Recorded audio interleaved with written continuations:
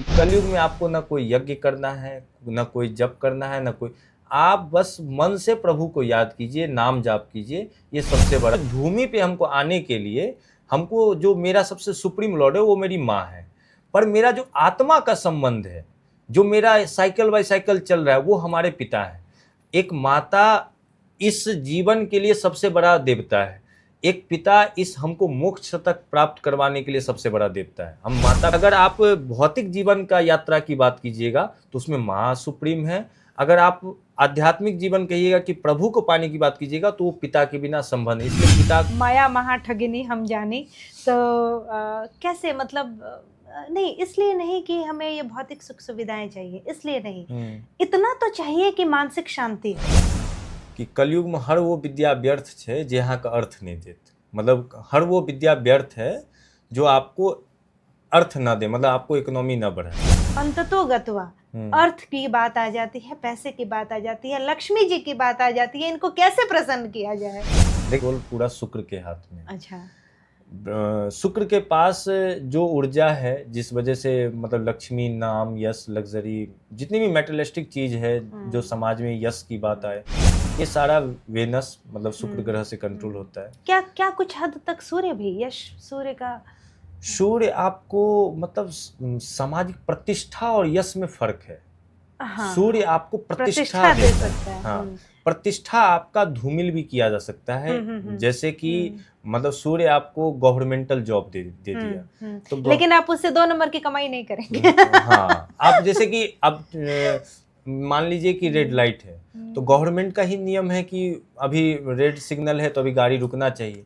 तो आप जितना प्रिंसिपल को रिस्पेक्ट कीजिएगा, सूर्य आपका उतना मजबूत होगा। आप जितना मतलब प्रिंसिपल लेस हैं, आपके लाइफ में उतना ही सूर्य खराब होता चला जाएगा। हर प्लान, आप जैसे शुक्र की बात आ जाए, आप प्रिंसिपल लेस भी हो जाएं, आप थोड़े बहुत झूठ भी बोल लें, लेकिन आप अगर अपने पत्नी के लिए निष्ठावान हैं, शुक्र आपको हमेशा सपोर्ट करेगा। जिस घर में महिला मुस्कुराते रहे और पति कितना भी दुराचारी हो, मतलब दुराचारी हो ना, मतलब एक एग्जाम्पल दे रहा हूँ बस, कितना भी दुराचारी हो, उस घर में कभी भी दरिद्रता नहीं आ सकती, कभी नहीं आ सकती।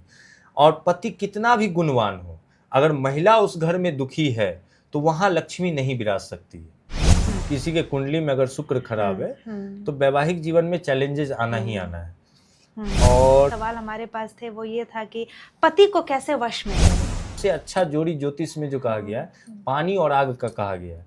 अब अच्छा? बोलिए, हाँ, अब बोलिएगा पानी और आग के बीच का देखिए, एक बर्तन का काम करता है, एक म्यूचुअल रिस्पेक्ट का काम करता है। वो जो बर्तन है ना, वो म्यूचुअल रिस्पेक्ट है। शनि खराब होगा उसका रात में ही एक्सीडेंट होगा, मतलब शनि का प्रभाव रात में ज्यादा देखने को मिलता है, क्योंकि वो धीरेन्द्र शास्त्री जी का कुंडली इतना सुंदर है।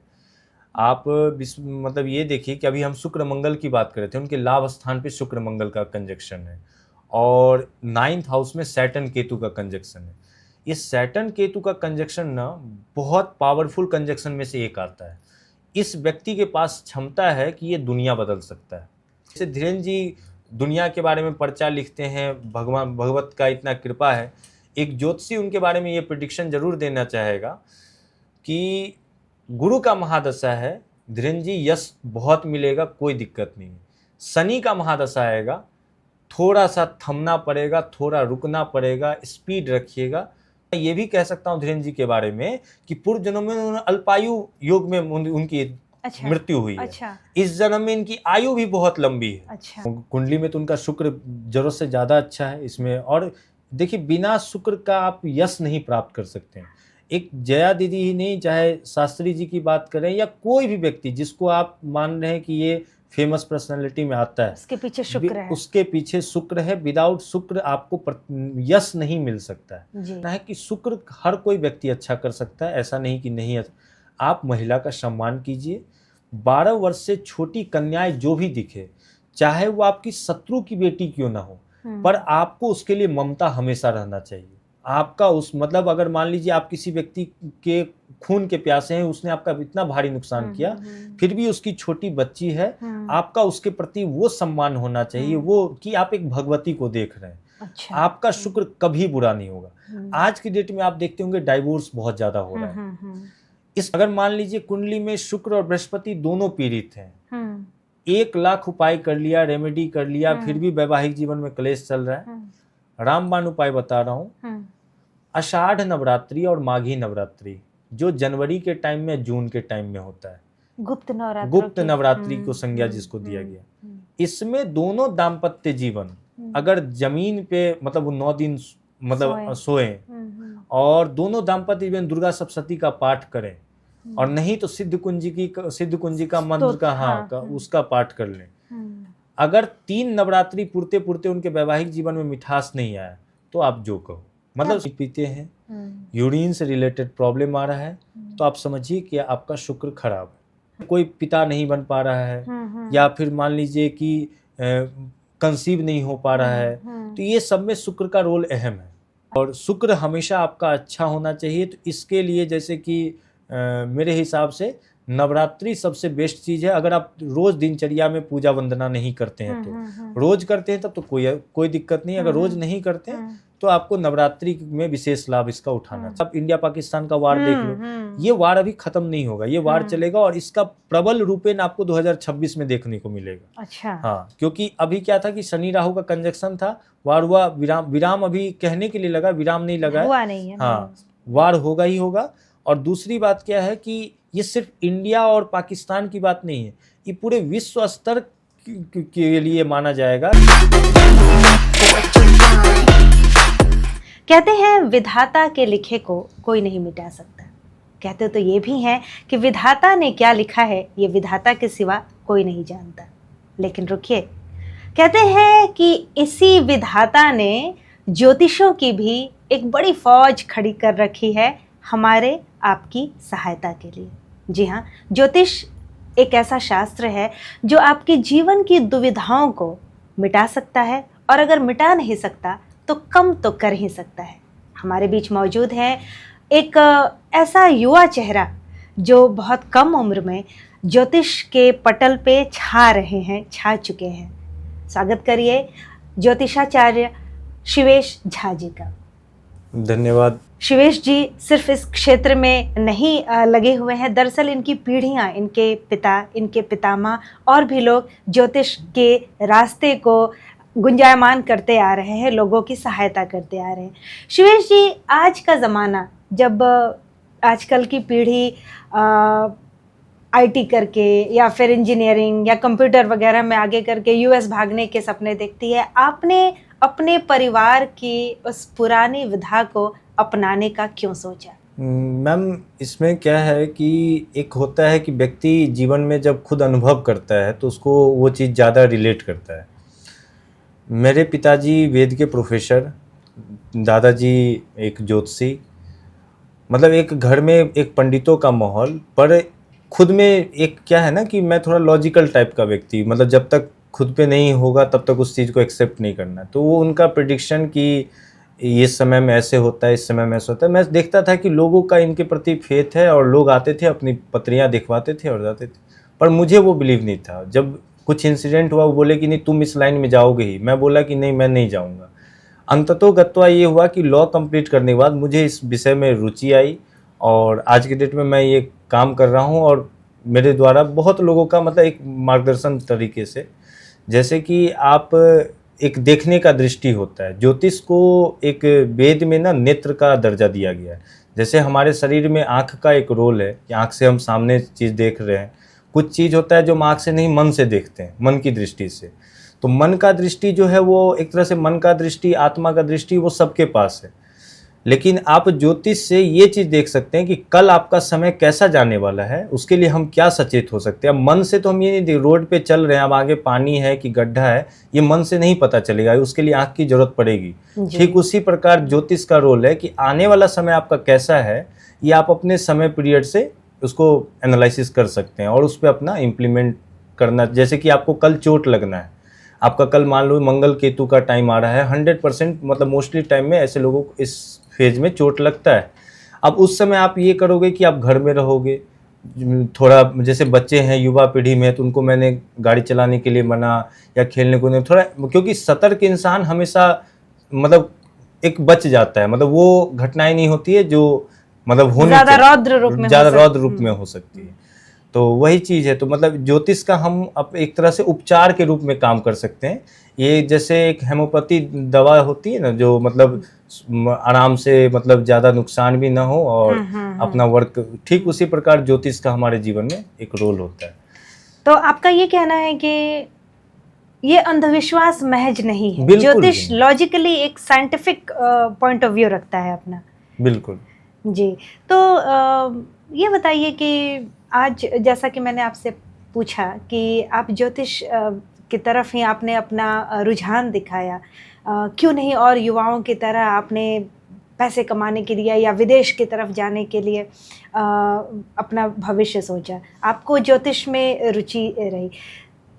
इसी सवाल में मेरा एक और सवाल छुपा हुआ है कि सब पूरी दुनिया के 90% लोग अंधाधुंध दौड़े जा रहे हैं सुख, सुविधा, मोह, माया, विलासिता इसके खोज में।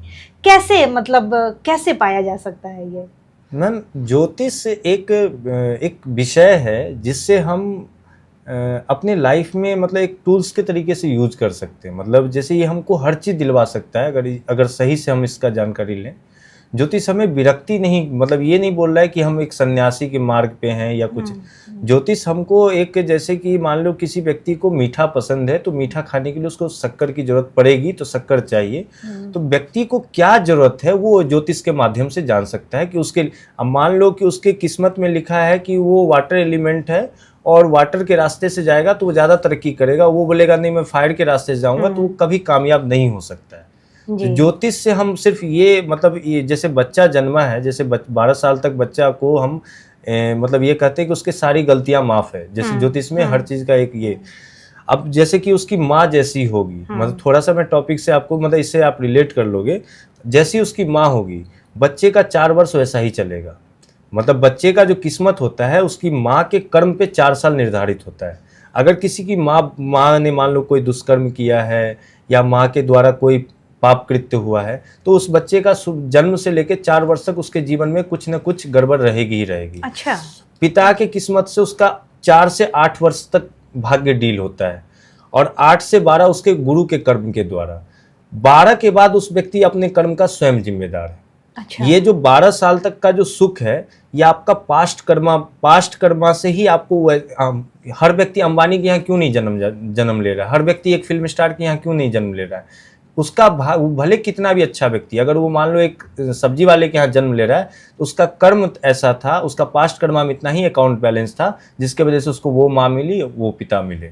अच्छा। अब वो अपने दम पे कल होके एक धीरू भाई अंबानी, एक अनिल अंबानी और एक मुकेश अंबानी को खड़ा कर देते हैं तो वो एक अलग चीज है। लेकिन आपका जितना पास्ट कर्मा में जितना अकाउंट में, आपको ऐसा ही परिवार मिलेगा, ऐसा ही इकोसिस्टम मिलेगा।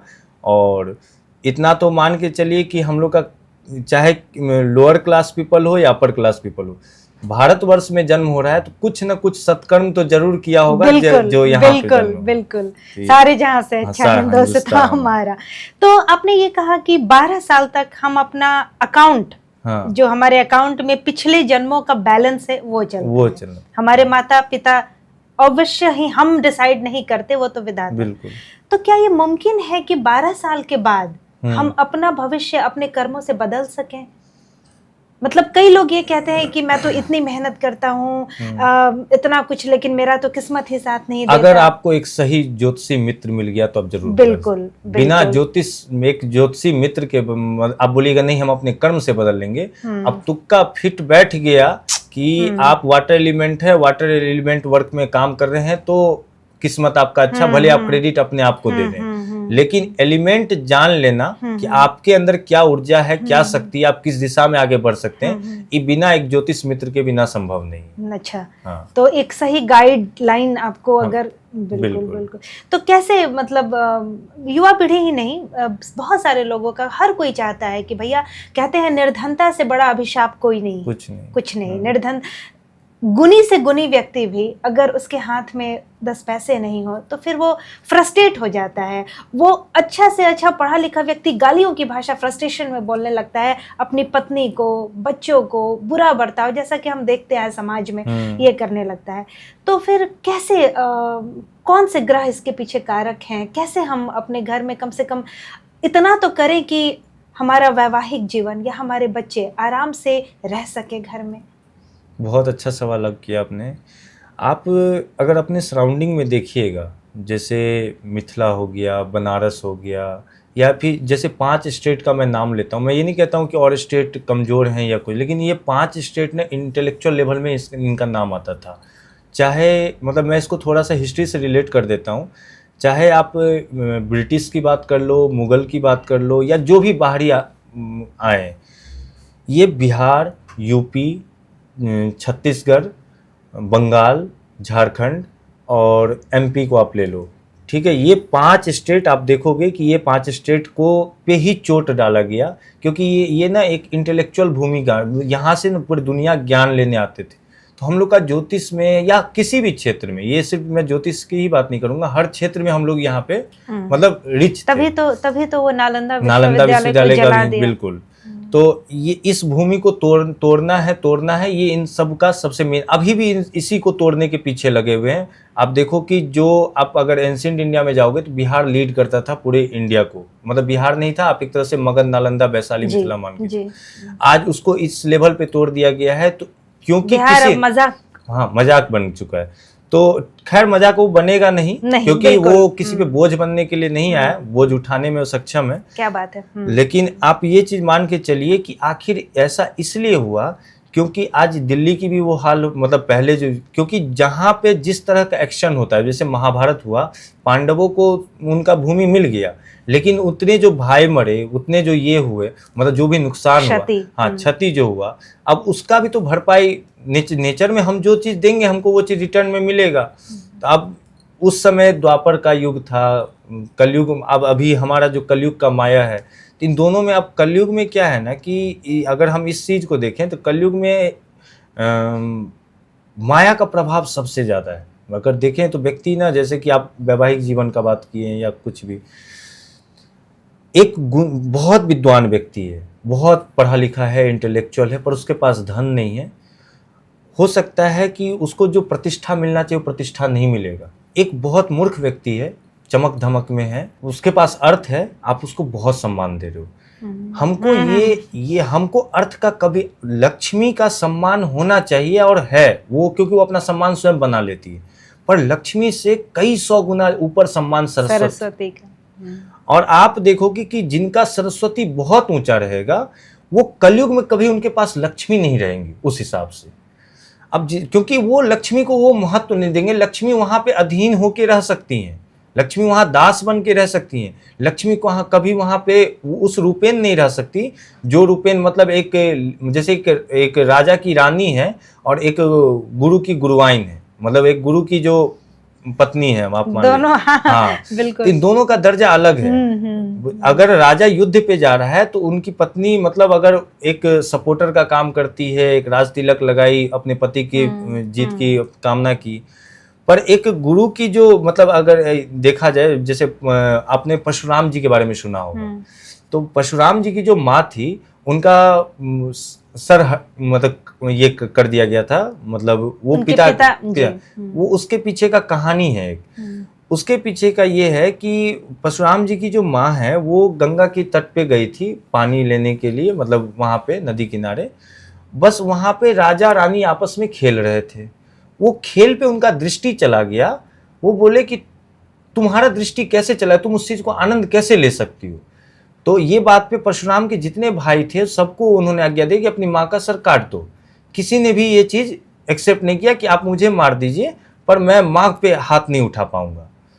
परशुराम जी आए और उनको सीधा बोले कि माँ का सर काट दो, तो बोले जी पिताजी, और माँ का सर काट दिए, बोले तुम ही मेरा असली पुत्र है, बताओ अब मेरी माँ को तुरंत जिंदा कर दो, यही मैं मांगता हूँ। तो माँ भी जिंदा, माँ को भी काट दिए थे, भाई लोग को भी काट दिए थे परशुराम जी, और फिर तुरंत में जीवित भी हो गए, मतलब क्योंकि ऋषि मुनि का पहले का सतयुग का तप तो अलग लेवल पे था। आज हम लोग इस लेवल पे बहुत लकी हैं कि कलयुग में आपको ना कोई यज्ञ करना है, ना कोई जप करना है, ना कोई, आप बस मन से प्रभु को याद कीजिए, नाम जाप कीजिए, ये सबसे बड़ा, मतलब कलयुग में भगवान को पाना सबसे आसान है। अगर आप सतयुग में मान लो आपके बजरंगबली इष्ट देव हैं और आप सतयुग में जन्म लिए, मेरा कलयुग में जन्म हुआ, तो हो सकता है आपको बजरंगबली को जागृत करने के लिए हजारों साल कम, मतलब कम पड़ जाए, आपको 10,000 साल करना पड़े, लाख साल करना पड़े, हम वो चीज़ हो सकता है हम 10 दिन में कर लें। तो यहाँ मतलब ये चीज है वैसे कि भी कहा जाता है कि कलयुग में तो ये राम का नाम बस ले लीजिए तो बस भी मन बस से नाम जाप ही यहाँ पे आपकी सबसे बड़ा मुक्ति धर्म होगी। है। जी, तो एक चीज आपने थोड़ी देर पहले बोला कि इस बात से स्त्रीवादियां खासतौर से बहुत ऑब्जेक्शन करती हैं कि पिता को खुश करने के लिए माता का सर काट दिया। तो ये देखिए एक पुत्र के लिए एक पुत्र के लिए पिता का हाँ, एक पुत्र और पुत्री दोनों के लिए मैं बता रहा जी हूँ। पिता हमेशा आत्मज होते हैं और माँ का कनेक्शन मन और हृदय से होता है। अब आत्मा और हृदय का जो तालमेल है, मान लीजिए कि आपका इंट्यूशन आपका अंदर से आवाज आ रहा है, क्योंकि ये शरीर जो है ना, ये शरीर एक वस्त्र समान है, ये वस्त्र जाना है। तो ठीक हम ये नहीं कहेंगे क्योंकि इस सृष्टि में आए हैं तो आने का जो सबसे सुप्रीम लॉर्ड है, जैसे कि मान ले एतत् स्थत प्रधान देवता की बात करते हैं, हम किसी भी देवी देवता का पूजा करते हो, लेकिन हम अगर दिल्ली में बैठ के पूजा कर रहे हैं तो हम यहाँ के मतलब यहाँ के जो प्रधान देवता उनका नाम हमको लेना ही पड़ेगा। ठीक है, तो इस भूमि पे हमको आने के लिए हमको जो मेरा सबसे सुप्रीम लॉर्ड है वो मेरी माँ है, पर मेरा जो आत्मा का संबंध है, जो मेरा साइकिल बाय साइकिल चल रहा है, वो हमारे पिता है। एक माता इस जीवन के लिए सबसे बड़ा देवता है, एक पिता इस हमको मोक्ष तक प्राप्त करवाने के लिए सबसे बड़ा देवता है। हम माता पिता का मतलब इसमें कोई तुलना नहीं कर रहे हैं, पर आप इसमें थोड़ा तुलनात्मक बात आपको इसलिए लगेगा कि अगर आप भौतिक जीवन का यात्रा की बात कीजिएगा तो उसमें माँ सुप्रीम है, अगर आप आध्यात्मिक जीवन कहिएगा कि प्रभु को पाने की बात कीजिएगा तो वो पिता के बिना संभव है। इसलिए पिता के पुत्र को आत्मज कहा गया, मतलब वो पिता के आत्मा का अंश है, और माँ जो है वो मन और हृदय का अंश है। क्योंकि आप देखिएगा कि मान लीजिए एक लड़का चोरी किया, ये बात आर्ट ऑफ लिविंग के श्री श्री रविशंकर जी का बात है, बहुत गुड बात, मतलब आप मतलब न्याय दर्शन की बात है। उन्होंने बोला कि एक बच्चा चोरी करता है और बच्चा को चोरी करते हुए व्यक्ति देखता है और बोलता है कि उसके घर पे जाके उपराग लेके जाता है कि तुम्हारा बेटा चोर है, इसने ये सामान चोरी किया। उसकी माँ का जवाब होता है कि नहीं नहीं वो चोर नहीं है, उससे गलती हो गई। अब यहाँ पे बोलिएगा कि प्रत्यक्ष को प्रमाण की तो कोई आवश्यकता नहीं है, उसने चोरी करते हुए पकड़ा है। तो इस पे मतलब स्वामी जी का वर्णन ये है कि एक माँ जो है उसको जन्म दी है और जन्म से 14 वर्ष तक, मतलब मान लो बच्चे 14 वर्ष में चोरी कर रहा था, 14 वर्ष तक उसको पाली है। उस 14 वर्ष में उसका 1400 तरह के का मतलब उसका मतलब एक्शन देखा होगा, सारा चीज। तो उसने बोला कि उसके जीवन का एक पार्ट में उसने चोरी किया, तो उससे गलती हो गई, पर वो चोर नहीं है पेशेवर। और बाहर वाला व्यक्ति 14 सेकंड के लिए उससे मिला और वो देखा चोरी करते हुए, उसने चोर कर दिया। तो वो अपने जगह सही है, ये अपने जगह सही है। लेकिन यहाँ माँ ज्यादा ज्ञानी है, क्योंकि जो एक क्षमा करने का क्षमता और एक्सेप्ट करने का क्षमता है, वो बिना दया, मतलब वो कह सकते हैं कि माँ के अलावा और किसी मतलब रिश्ते में आपको नहीं देखने को मिलेगा। क्योंकि वो व्यक्ति एक, जैसे घर है तो घर के बाहर कोई व्यक्ति खड़ा है तो आप सिर्फ बालकनी और बाहर का ये देख सकते हो कि कैसा घर दिखता है, और घर के अंदर जब प्रवेश करोगे तो आपको पता चलेगा किचन यहाँ है, बेडरूम यहाँ है। तो माँ जो है उस व्यक्ति को पूरा अच्छे से जानती है, और उसके जो मतलब बाहरी लोग हैं वो बाहर के मतलब सिर्फ बाहर से जानते हैं। हमें कोशिश ये करना चाहिए कि हम जीवन को हमेशा अंदर से जाने, तो हमको मतलब हमें हमारा कोई ना दुश्मन होगा, ना हमें किसी से द्वेष होगा, ना हम किसी से ईर्ष्या करेंगे। जब हम बाहर से देखेंगे हमें वो चीज़, क्योंकि वो लॉजिकल चीज़ है तो वो थोड़ा दिमाग में आएगा। जी, तो हमारा ये सवाल जिसपे हम आध्यात्मिक ऊंचाई की बातों में भूल ही गए, जो माया से रिलेटेड हमारा सवाल था कि भैया माया महा ठगिनी हम जानी, तो कैसे मतलब नहीं, इसलिए नहीं कि हमें ये भौतिक सुख सुविधाएं चाहिए, इसलिए नहीं, इतना तो चाहिए कि मानसिक शांति हो, इतना तो चाहिए कि हाथ से मुख तक रोटी का निवाला पहुंच सके। तो आप क्या इसमें राय देना चाहेंगे कि क्या कौन से ग्रह इसके लिए कारक हैं और कैसे हम इन चीज़ों को पा सकते हैं? मैं इस बात का जवाब देने से पहले मतलब एक हम लोग की इधर मैथिली में कहावत है कि कलयुग में हर वो विद्या व्यर्थ है जहाँ का अर्थ नहीं देते। मतलब हर वो विद्या व्यर्थ है जो आपको अर्थ ना दे, मतलब आपको इकोनॉमी ना बढ़ाए, चाहे वो कितना भी अच्छा, चाहे आप बहुत बड़े तांत्रिक हैं या कुछ भी हैं, मतलब आप गुड से गुड विद्या का ज्ञान हासिल कर ले, बड़ा से बड़ा विद्या हासिल कर ले, अगर वो आपको अर्थ नहीं दे रहा है वो आपके लिए विष समान है आज के डेट में। क्योंकि ये युग जो है यहाँ पे सतयुग नहीं चल रहा है, यहाँ पे द्वापर नहीं है, ये त्रेता नहीं है, ये कलयुग है। यहाँ प्राथमिकता, यहाँ का जो अस्तित्व, मतलब कहते हैं ना कि मतलब जो सबसे प्रधान डील करेगा वो माया करेगा। माया मतलब धन से बड़ा मायावी कोई चीज नहीं है, मतलब चंचल है, तुरंत मतलब आज इसके हाथ में कल उसके हाथ में।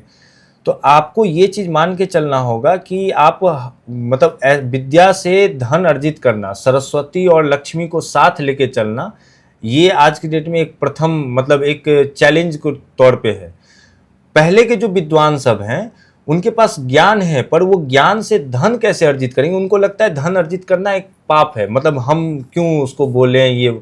लेकिन आज का युवा पीढ़ी इसमें मतलब ये 2000 के बाद की बात अगर करें तो ये सब चंद्रमा से, क्योंकि 2000 में 2 नंबर आ रहा है, तो ये सब कुछ भी है, ये लोग पैसा बना लेंगे इतना भले ओवर। जैसे हमने पढ़ा है कि बहुत पहले जो राजा होते थे तो उनके यहाँ नवरत्नों में ही या फिर अलग अलग जगहों के खास लोगों को अपने दरबार में रखना वो अपनी शान मानते थे। बहुत बड़े बड़े कवि या ऐसे लोग हैं जो उनकी शान को ये गवारा नहीं था कि मैं राजा के दरबार में नहीं जाऊंगा, है ना, कवि हुए या बहुत बड़े।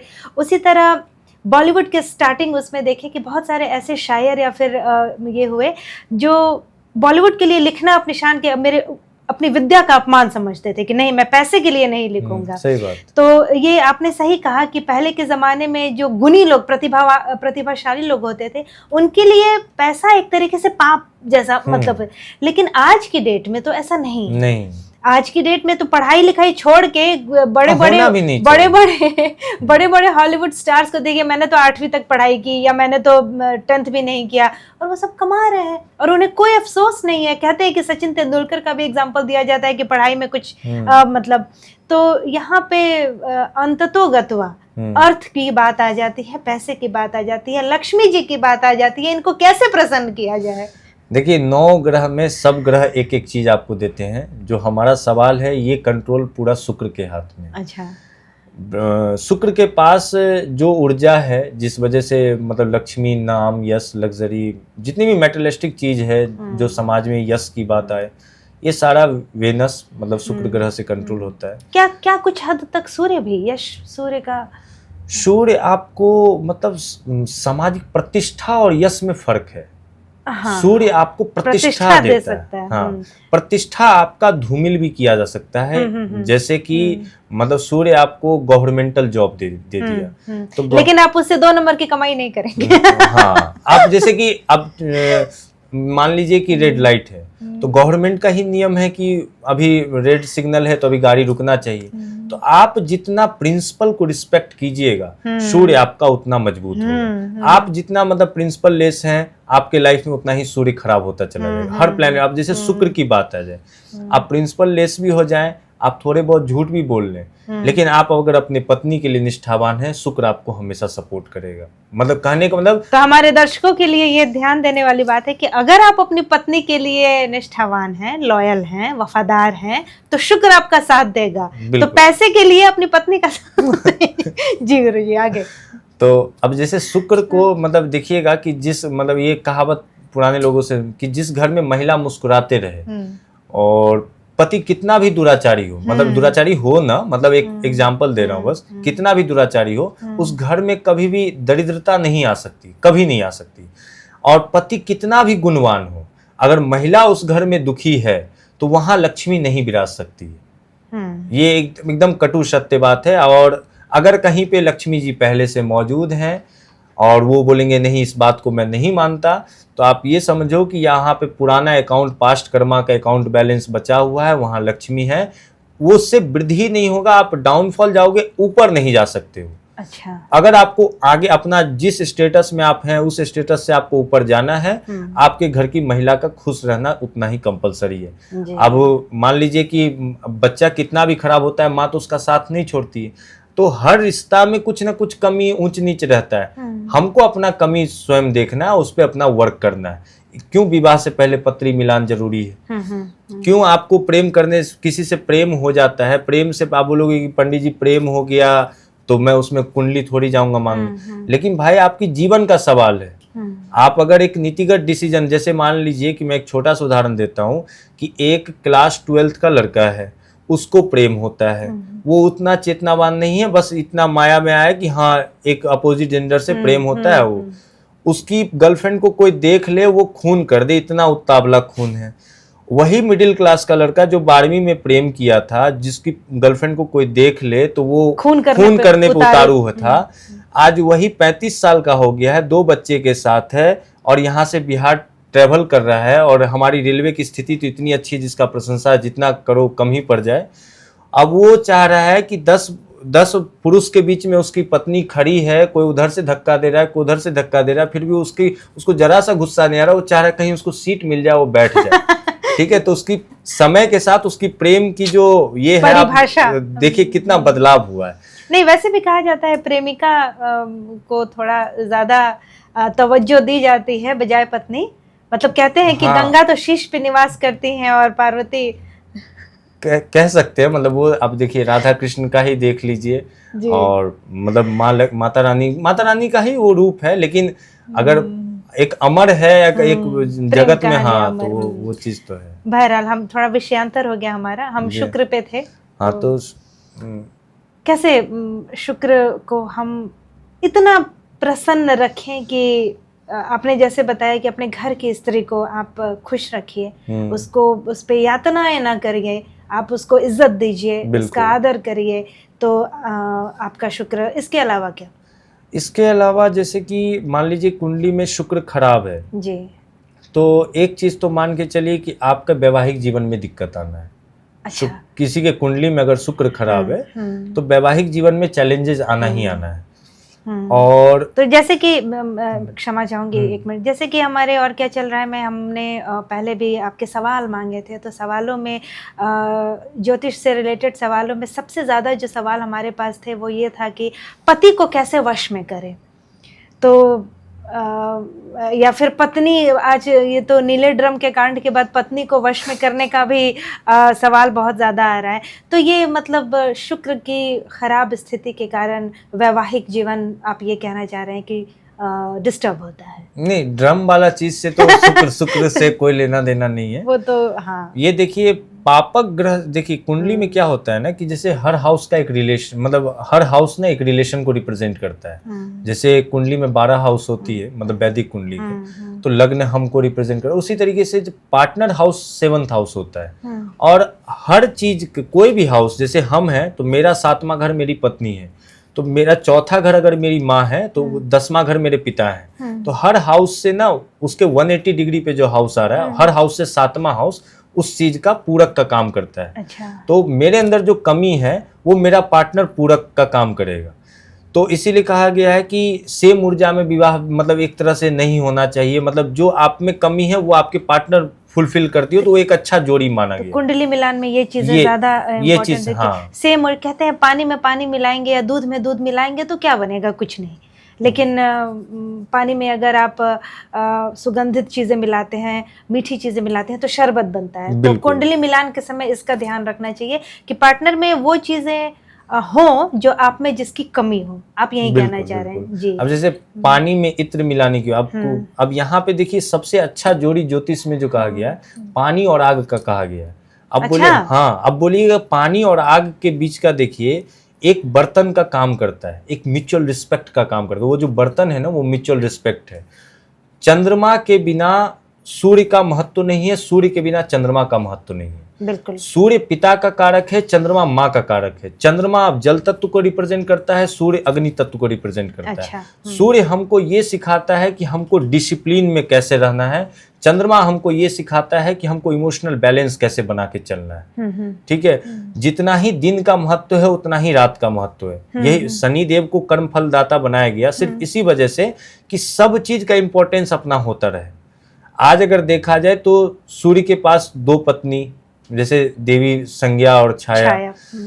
चंद्रमा के पास तो 27 रानी है, पर उनको एक चीज के लिए सबसे ज्यादा रोहिणी के पीछे, उसी चलते उनको मतलब श्राप मिला। आज जो आप महादेव के शीश पे चंद्रमा को विराजमान, उस श्राप से बचने के लिए उस शीश पे विराजमान है। अच्छा। मतलब क्योंकि उनको वो माँ यमुना, मतलब ये मतलब एक स्टोरी है, मैं आपको बता ही देता हूँ, इसी बहाने सबको जानकारी भी हो जाए।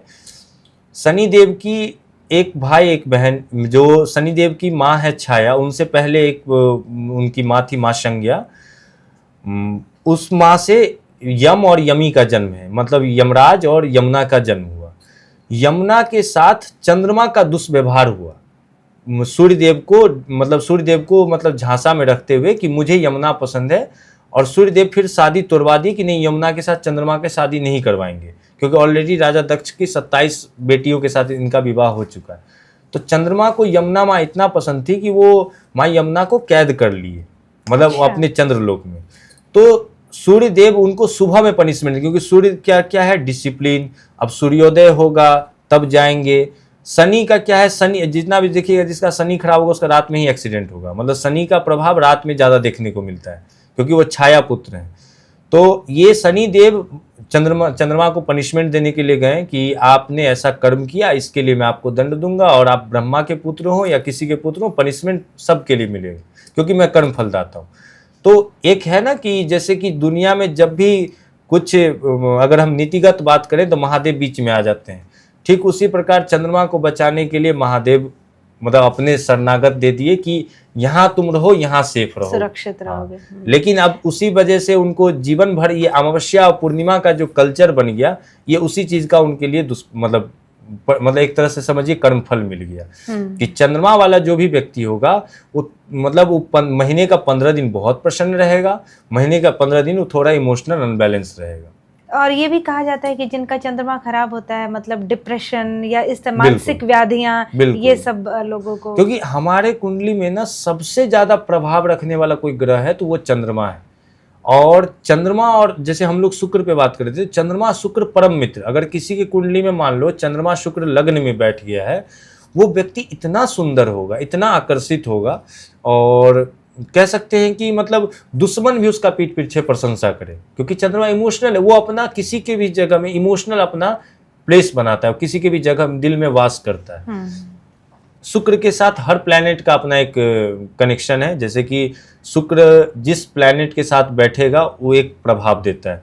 शुक्र अगर सूर्य के साथ बैठा है, ऐसा इंसान सामाजिक प्रतिष्ठा के लिए, मतलब यश प्राप्ति के लिए, यश प्राप्ति भी होगा, और शुक्र के हिसाब से उसको लग्जरी और ये सारी चीजें भी मिलेगी। हाँ, अब यहाँ पे क्या है ना कि यहाँ पे हमको बस ये चीज समझना है कि साथ में वो चीज मैं कनेक्ट कर देता हूँ। सूर्य जो है ना एक ऐसे ग्रह हैं जिनको राजा को उपाधि मिला है। आप कितने बड़े भी विद्वान हैं, कितने बड़े भी कुछ हैं, राजा का एक शासन चलता है। राजा सिर्फ एक के सामने झुकता है जिसको वो गुरु मानता है, और सूर्य अपना गुरु बृहस्पति को मानता है। जैसे धनु राशि में बृहस्पति जो है 15 दिसंबर को प्रवेश, सूर्य जो है धनु राशि में, मतलब क्योंकि सूर्य एक राशि में 30 दिन रहते हैं। जैसे हम लोग मकर संक्रांति मनाते हैं, तो मकर संक्रांति क्यों मनाते हैं? क्योंकि सूर्य मकर राशि में प्रवेश करते हैं। तो अक्सर आप देखोगे 13, 14, 15 तारीख को मकर संक्रांति मिल जाता है। तो ठीक उसी प्रकार अगर मकर 10 नंबर है तो उससे पहला वाला जो राशि होगा वो धनु राशि है, तो 13, 14, 15 दिसंबर को सूर्य धनु राशि में जाते हैं। आप देखना कि 13, 14, 15 दिसंबर से लेके और जब तक मकर संक्रांति नहीं होते तो कोई शुभ काम नहीं होता है। उसको मलेमास कहते हैं। क्यों ऐसा होता है? क्योंकि एक राजा अपने गुरु के यहाँ गया है, और जब गुरु के यहाँ जाएगा तो उसको मुकुट उतारना पड़ेगा। तो राजा जब अनकंफर्टेबल होगा तो कोई प्रजा में कोई शुभता काम नहीं हो सकता। तो इसलिए मतलब वो एक आइसोलेशन का टाइम है कि तुम राजा हो, फिर भी तुमको भी आइसोलेशन की जरूरत है। तुम यहाँ आओ, अपना जो ये एक चक्र लगाए हो उसको प्यूरिफाई, फिर अपना एक्टिव। तो ये आपने बहुत अच्छी जानकारी दी हमारे दर्शकों को कि मलमास या खरमास जो कहते हैं, क्यों उसमें शुभ काम नहीं होता। क्योंकि सूर्य जो कि एक राजा है, वो अपने गुरु यानी बृहस्पति के पास जाता है, मुकुट उतार के जाता है, आदर सहित जाता है। बहुत उम्दा जानकारी दी आपने।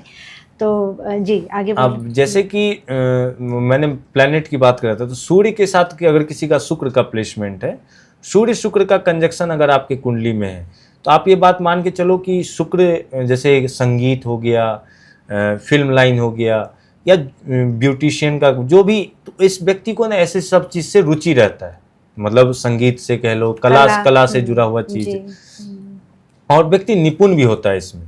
अब डिपेंड करता है कि पाप ग्रह का दृष्ट हो जाए। अब मान लीजिए उसके अंदर गाने का गुण है, पर वो दिन भर में मतलब बात भी कर रहा है तो गाली से बात कर रहा है, मतलब उस मतलब ये चीज, तो वहां पे पाप ग्रह का दृष्टि है तो उस चीज को उसको लाभ नहीं मिल रहा है जी। तो उसी प्रकार से जब सूर्य के साथ है तो मतलब ऐसा व्यक्ति कला के माध्यम से नेम फेम कमाता है। चंद्रमा के साथ है तो इमोशनल चीज के माध्यम से नेम फेम कमाता है। शुक्र जी। मैं शुक्र के साथ ना हर ग्रह का प्लेनेट का बता रहा तो सूर्य के साथ है तो वो कला के माध्यम से ये चीज, चंद्रमा के साथ है तो वो हर कला में आगे बढ़ सकता है, पर वहां पे ना एक इमोशनल अटैच, मतलब वो कहीं गया मान लो कि उसका एक इमोशनल कनेक्शन बन जाता है। बुध के साथ है तो वो अपने ज्ञान का प्रदर्शन से बनाएगा। मंगल के साथ है तो वो अपने एक्शन से बनाएगा। मंगल एक्शन का कारक है। मान लो किसी के व्यक्ति में शुक्र मंगल का कंजक्शन है तो लोग बोल देते हैं कि इसका एक्सटर्नल अफेयर होगा, ये हो, मतलब ये बिल्कुल मिथ बात है, ये बिल्कुल गलत बात है। क्योंकि शुक्र का काम है मतलब अट्रैक्ट करना, मतलब प्रेम की बात करना, और मंगल का काम है कि जिसके साथ जाएंगे उसका एनर्जी बढ़ा देंगे। तो आप किसी को आप अट्रैक्ट कर रहे हैं या आप किसी को आप मतलब ये कर रहे हैं तो इसका ये मतलब नहीं कि इसका एक निगेटिव ही इम्पैक्ट बनेगा कि ऐसा व्यक्ति का, हाँ मोस्टली केस में देखने को मिलता है, लेकिन इसमें सिर्फ ये समझना है कि उस व्यक्ति को ये समझ लेना चाहिए कि आपका वहाँ से लाभ है या नुकसान है।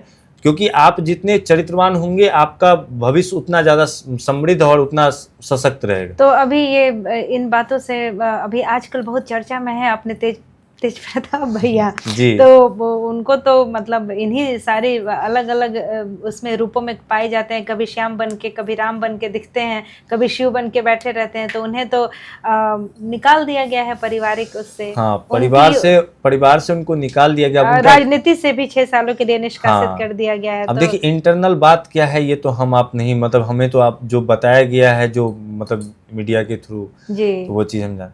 अब इंटरनल बात देखिए, पॉलिटिक्स ऐसा चीज है ना जहाँ पे मतलब कोई चीज प्रिडिक्शन करना या फिर कोई चीज, ये मेरे लिए थोड़ा लगता है कि ये एक विचारणीय विषय है जी। हाँ, अगर इसको हम एक नॉर्मल इस दृष्टि से देखें तो अगर लालू जी को 2 लड़के हैं, एक तेज प्रताप और एक तेजस्वी। तेजस्वी जी का साथ क्या है ना कि मतलब वो मतलब एक तरह से देखा जाए ना तो मतलब दोनों के अंदर, दोनों तो अपने ही पिता के संतान हैं, लेकिन दोनों में गुण में काफ़ी फर्क है। फर्क इस सेंस में है कि ये मजाक के पात्र बनते हैं। ये बाहर तेज प्रताप जी जो हैं वो कभी कभी मजाक के पात्र बनते हैं। मजाक के पात्र इस सेंस में कि वो थोड़े खुले, मतलब उनके चेहरे पे ना छल कपट नहीं दिखता है। और ये नहीं बोलूँगा कि तेजस्वी छल कपट में ही है, लेकिन एक पिता के लिए दोनों पुत्र मतलब मेरे हिसाब से ये लालू जी का निर्णय थोड़ा एक विचारणीय है। अगर ये चीज़ करना था तो तेजस्वी से कई ज़्यादा अच्छे पप्पू यादव थे, मतलब और भी अगर यादव का ही उनको कार्ड खेलना था तो उनके तेजस्वी से बहुत अच्छा उम्मीदवार नेता सब है, लेकिन तेजस्वी के ही कंट्रोल में सारा चीज है ना, तो इनका पुत्र मोह पूरा दिख रहा है। और ये बस एक नहीं, लेकिन राजनीति सूट नहीं करती तेज प्रताप को। वो जैसा कि वो राजनीति लगता है कि राजनीति के लिए नहीं बने, तो वो गंभीरता उनमें दिखाई नहीं देती। नहीं तो वो चीज तो तेजस्वी में भी नहीं है। अगर आप देखा, मैं ये चीज मतलब मेरा अपना पर्सनल ओपिनियन है, क्योंकि आरजेडी एक ऐसा पार्टी है जो मतलब बिहार में शोषण करने में उनका नंबर 1 श्रेणी में आता है। ये नहीं कि मैं बीजेपी का प्रवक्ता या जेडीयू, मतलब मेरा कोई पार्टी से कोई लेना देना। बिहार को मजाक तो इन्हीं लोगों ने बनाया है। हाँ, एक चीज तो मैं खुल के समर्थन करता हूँ कि आज की डेट में जैसे प्रशांत किशोर जी काम कर रहे हैं या जो भी, मतलब एक शिक्षा पे काम करना चाहिए। हमारा परिचय ज्ञान से है, बिहार का परिचय सबसे ज्यादा ज्ञान से है और ज्ञान पे वर्क करना चाहिए। ये चाहे लालू जी हो या नीतीश जी हो, ये ज्ञान को मजाक बना दिए हैं। मतलब इनके मतलब इनके कालखंड में जितना बिहार का मजाक बना है उतना मजाक कभी नहीं बना था। ये शिक्षा को, अच्छा सरकारी नौकरी चाहिए, शिक्षक का नौकरी चाहिए तो 2 लाख रुपया दे दो, 4 लाख दे दो, जमीन दे दो, ये दे दो, भैंस दे दो, गाय दे दो, ये करके ये शिक्षा व्यवस्था को मजाक बना दिए हैं।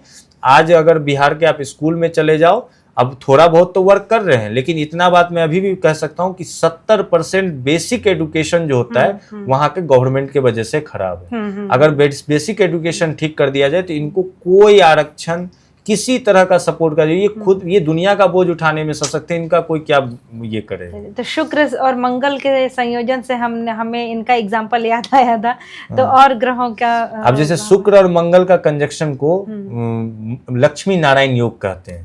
अच्छा, हाँ, लक्ष्मी नारायण योग कहते हैं, महालक्ष्मी नारायण योग इसको संज्ञा दिया गया है। क्योंकि शुक्र धन का मैंने बताया, मंगल मैंने बताया कि उस चीज का ऊर्जा बढ़ा देता है। तो अगर कोई भी ग्रह का कंजक्शन होगा, जैसे सूर्य के साथ था तो उसके आत्मा में कला आ गया, मतलब ऐसा व्यक्ति, मैंने आपको बोला कि कला से जुड़ा हुआ चीज, ये चीज बुध के साथ आएगा तो बहुत ऐसा व्यक्ति टेक्निकल, कोई जैसे मान लो कोई ऐप बना दिया, कुछ ऐसा मतलब दिमाग से काम किया जिससे। मंगल के साथ आएगा तो उसके दिमाग में कुछ हो ना हो, बस इतना जरूर होगा कि हमको पैसा चाहिए, अच्छा, मतलब शुक्र चाहिए हमको, मतलब वो मंगल का काम होता है उसका ऊर्जा बढ़ाना। तो ऐसा व्यक्ति अपने दम पे पैसा वाला बनता है, विल पावर बहुत हाई होता है। मंगल के बाद अगर बात कीजिएगा गुरु का, तो शुक्र और गुरु का जो कंजक्शन होता है, ऐसा व्यक्ति आपको नॉलेजेबल बहुत दिखेगा, मतलब इसके पास हर सवाल का जवाब है। कभी कभी अगर मतलब बुरे ग्रह का दृष्टि पड़ जाए तो अपने समय पे उसको अपने बुद्धि का काम नहीं आता है, पर वो दूसरे के लिए भगवान का काम कर सकता है, इसमें कोई तरह का दोहराई नहीं है, क्योंकि किंग मेकर टाइप का काम कर सकता है। शुक्र और राहु का कंजक्शन जो है, इसको लंपट योग का संज्ञा दिया गया है। इस व्यक्ति को बात पे आप विश्वास नहीं कर सकते हैं, ठीक है, मतलब विश्वास नहीं कर सकते हैं इस सेंस में कि शुक्र राहु का काम होता है कि राहु जो है एम्बिशियस प्लैनेट है, मतलब उसको टारगेट बेस्ड काम पसंद है कि मुझे ये कर देना है, जैसे मुझे अमृत छीन लेना है सारे देवताओं से, तो वो अमृत छीन के दिखा दिया। लेकिन वो बस उनका काम क्या होता है ना कि रिजल्ट के लास्ट पे नहीं पहुंचना, मतलब वो अपना एक टारगेट फिक्स किया, उसको कंप्लीट किया, उसके बाद फिर वो शांत बैठ, जब उसको लगता है अरे वहां मेरा नुकसान हो रहा है, फिर वो उठ के खड़ा होता है। शुक्र का काम होता है अगर शुक्र राहु का कंजक्शन अगर बढ़िया प्लेसमेंट में है, मान लीजिए शुक्र राहु का प्लेसमेंट मान लीजिए वृषभ राशि में या मिथुन राशि में, और अगर वृषभ राशि में है तो शुक्र की स्वयं की राशि हो गई, मिथुन राशि में और बुध अगर केंद्र से संबंध बना ले और केंद्र के ही भाव का कारक हो, ऐसा व्यक्ति पूरा दुनिया को मतलब अकेले डील कर सकता है, मतलब उसकी बात को कोई काट नहीं सकता है।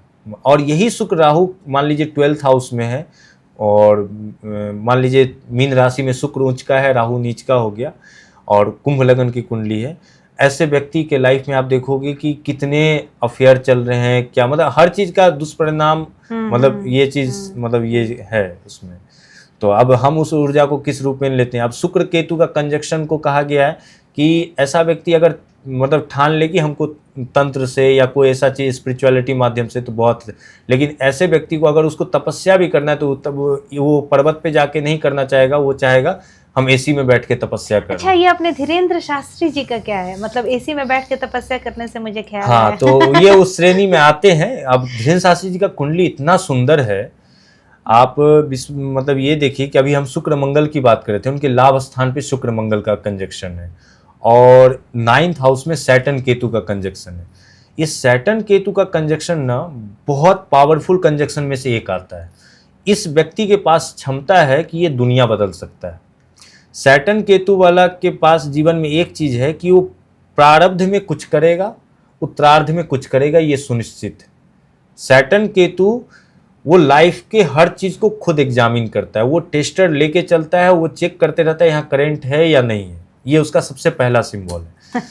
और जैसे मैंने अभी मतलब मंगल के बारे में बताया कि शुक्र मंगल के साथ आ रहा है तो उसका मतलब पावर को बढ़ाता है। तो ज्योतिष में एक सूत्र है शनिवत राहु भौमवत केतु, मतलब शनि जैसा फल राहु देता है और मंगल जैसा फल केतु देता है, क्योंकि ये दोनों छाया ग्रह, इसको कोई अपना परफेक्ट प्लेस नहीं मिला। तो शनि जैसा फल राहु देता है, पर शनि जैसा फल राहु देता है पर चाल में अंतर है। शनि का चाल धीमी है, राहु का चाल स्पीड है। और मंगल का फल केतु जैसा है, पर मंगल का क्या है ना कि क्विक एक्शन लेता है, और केतु अचानक मतलब एक समझिए आकस्मिक घटना देता है। तो अब यहाँ पे क्या है कि सैटर्न जो एक धीमी चाल है, और केतु का काम होता है कि जिस प्लैनेट के साथ युति की है उसके प्रभाव को बढ़ा दिए। धीरेन्द्र जी के कुंडली में मीन राशि में 9th हाउस में सैटर्न केतु है। ऐसा व्यक्ति को पूर्वजों के द्वारा मतलब ये चीज मिलता है, और उन्होंने कई बार पब्लिकली ये बोला है कि मुझे ये चीज दादाजी से प्राप्त हुई, और उनके दादाजी को भी उनके दादाजी से प्राप्त हुई होगी, मतलब ये जनरेशन बाय जनरेशन वो चीज डिलीवर होता है। अब इनके जैसे कि मैरिड लाइफ पे बात आएगी या जो भी इनका पर्सनल ये, अब शुक्र अगर धीरेन्द्र जी का देखा जाए तो स्वराशि का 11th हाउस में बैठा है, और ये चीज नेम फेम बहुत देता है, बशर्ते व्यक्ति कैरेक्टर का मजबूत रहे, जो कि वो पालन किए हैं, क्योंकि एक बजरंगबली का भक्त वो सबसे अपने आप में एक परिचय है कैरेक्टर के मामले में। तो ये चीज मतलब वो चीज उन्होंने वो करके दिखाया और वो चीज उनको प्राप्त हुआ है। हाँ, एक है कि जीवन के अभी उनके समय में गुरु का महादशा चल रहा है, गुरु उनके भाग्य का स्वामी है, और जब हमारा भाग्य, जब हमारा कहते हैं ना टाइम फेवर में रहता है ना, तो सब चीज़ फेवर में आ जाता है। टाइम जब निगेटिव रहता है तो ये, अब जैसे धीरेन्द्र जी दुनिया के बारे में पर्चा लिखते हैं, भगवान भगवत का इतना कृपा है। एक ज्योतिषी उनके बारे में ये प्रिडिक्शन जरूर देना चाहेगा कि गुरु का महादशा है, धीरेन्द्र जी यश बहुत मिलेगा, कोई दिक्कत नहीं है। शनि का महादशा आएगा, थोड़ा सा थमना पड़ेगा, थोड़ा रुकना पड़ेगा, स्पीड रखिएगा, तो हो सकता है बजरंगबली के ही कृपा से, मतलब यहाँ पे कुछ कृपा उन पे हो जाए, क्योंकि कर्क लगन की कुंडली है, शनि प्रबल मारक ग्रह है। शनि का महादशा 19 साल के लिए होता है, ये सभी पे एप्लीकेबल होता है। जब भी आपका शनि का महादशा आएगा, आप ये चीज़ ध्यान मान के चलिए कि 19 साल में शुरुआत का 6.4, मतलब उसको 3 भाग में बांट लेना है। शुरुआत का 6.4 ईयर्स आपके पास्ट कर्मा को रिलेट करता है, और आपका सैटर्न केतु का कंजक्शन ये बताता है कि आपने पूर्व जन्म में जरूरत से ज़्यादा धर्म कमाया है, इसमें कोई संदेह नहीं है। पर जो धार्मिक लोग नहीं थे, जैसे मान लो कि मैं बहुत पूजा पाठ करता हूँ, सामने वाला व्यक्ति पूजा पाठ नहीं कर रहा है, अब मैं उससे ईर्ष्या कर रहा हूँ कि ये पूजा क्यों नहीं कर रहा है, ये वहाँ का वातावरण क्यों कर, ये भी एक अधर्म है। तो जब सैटर्न केतु का कंजक्शन होता है तो व्यक्ति को ये चीज़ संभल के, मतलब हमेशा संभलना चाहिए, चाहे किसी भी भाव में हो। आप लेबर क्लास का अहित कर चुके हैं, मतलब आपने जो वर्कर क्लास है उसका कभी न कभी अहित कर रखा है, इसलिए सैटर्न केतु का कंजक्शन है। और आपको कोई आघात भी पहुंचा सकता है तो वो लेबर क्लास ही पहुंचा सकता है। तो आपको इस बात का हमेशा ध्यान रखना चाहिए कि जब शनि की महादशा है तो शुरुआत के 6 साल 4 महीने पूरे अलर्ट हो जाना चाहिए कि अगर कुछ किए भी हैं तो वो नॉर्मली कट जाएगा। उसके बाद का जो 6.4 ईयर्स रहता है, इस समय जो स्टार्टिंग में कष्ट मिला आपको 6 साल 4 महीने में, उस कष्ट में आपने कष्ट के साथ कैसे डील किया, उस समय आपने प्रभु का शरण पकड़ा छोड़ा, उसके हिसाब से आपका ये 6.4 ईयर्स आएगा। अच्छा। और इन दोनों के जो एवरेज आपका डाटा निकला उसके हिसाब से शनि जो लास्ट में देता है उससे बेहतर कोई ग्रह फल नहीं दे सकता। अच्छा, जाते जाते शनि शनि से, हाँ, बहुत अच्छा।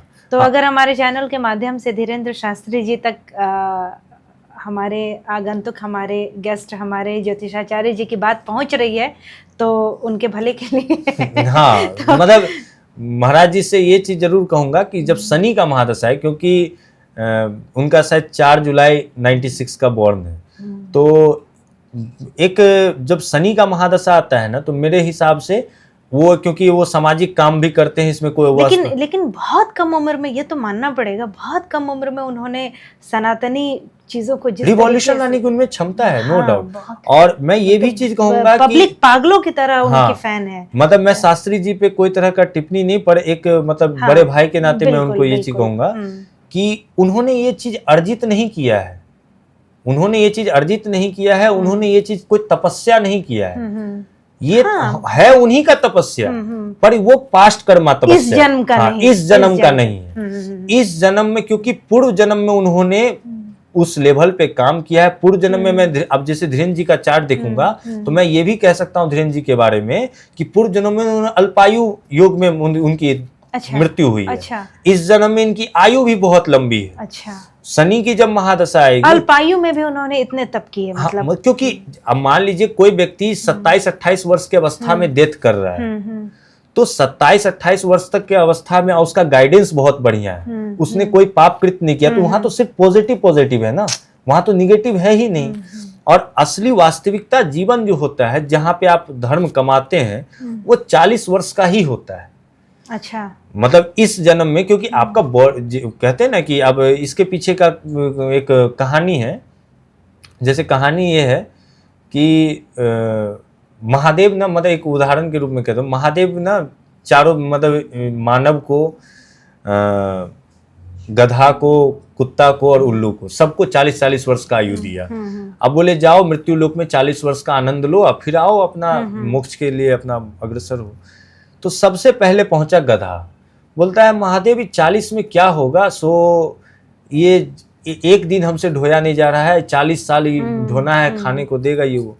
तो बोले क्या करे, तो बोले मेरा नहीं, मैं हम 40 साल है, हमको 2-4 साल बोली। तो बोले इतना तो कम नहीं, आधा कर देता हूँ, 20 साल गधा का आयु कर दिए। ये बात मानव को पता चला, मानव तुरंत महादेव के पास पहुंचा, बोला महादेव 40 में क्या होगा, इतना दिन में तो जन्म के खड़ा ही होंगे, ये बाल बच्चा होगा। तो बोले गधा का 20 साल है, चाहिए तो बताओ। तो बोले कि हाँ महादेव चलेगा। तो 20 साल गधा का जीवन ले आए। फिर ये कहानी से इंस्पायर होकर कुत्ता पहुंचा। कुत्ता बोला कि महादेव 40 का आयु लेके क्या करेंगे, मानता है, प्यार व्यार तो करता है, जूठा उठा खिलाता है, घर का उग्रवाही करवाता है। तो गधा का जैसे कम कर दिए थे, मेरा भी कम कर दीजिए। तो बोले चलो कुत्ता का भी कम कर देते हैं।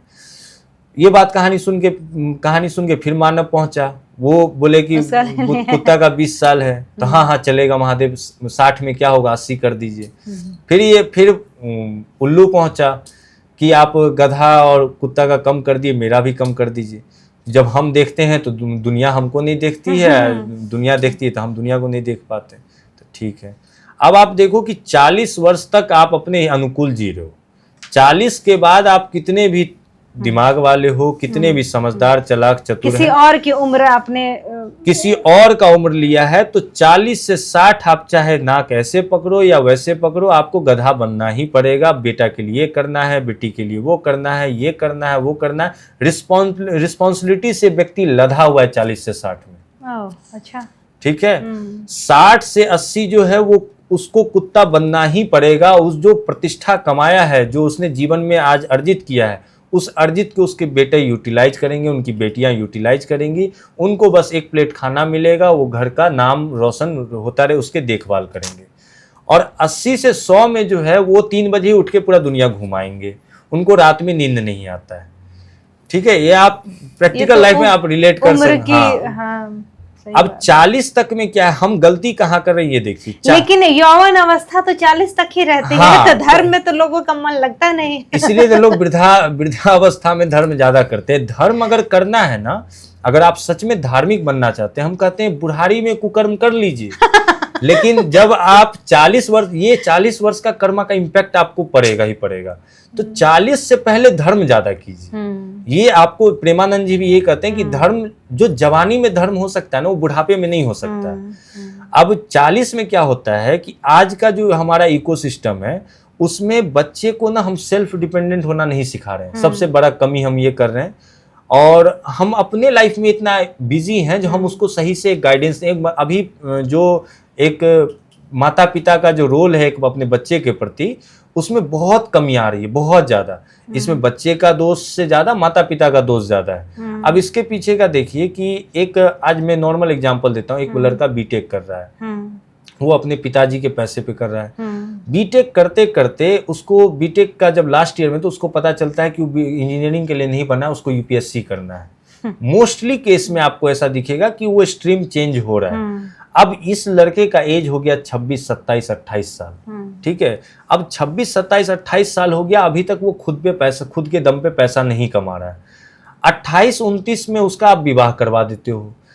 अब उतना दिन में, जब तक वो कॉलेज लाइफ ये था, नशा, ये वो जो हमारा एनवायरनमेंट आज के डेट में, जैसे पंजाब की तरफ चले जाओ, ये वो, तो दुनिया भर का वो बलगर चीज देख लिया।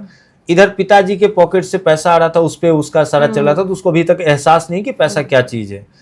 30-32 में आप उसका विवाह करवा देते हो। 32 में विवाह करवा दिए तो वो अब चाइल्ड प्लानिंग कर लेता है। मान लो 33-35 तक बच्चे आ गए। अब वो अभी कमाना शुरू भी नहीं किया है सही से, पैसे उसके पास नहीं है।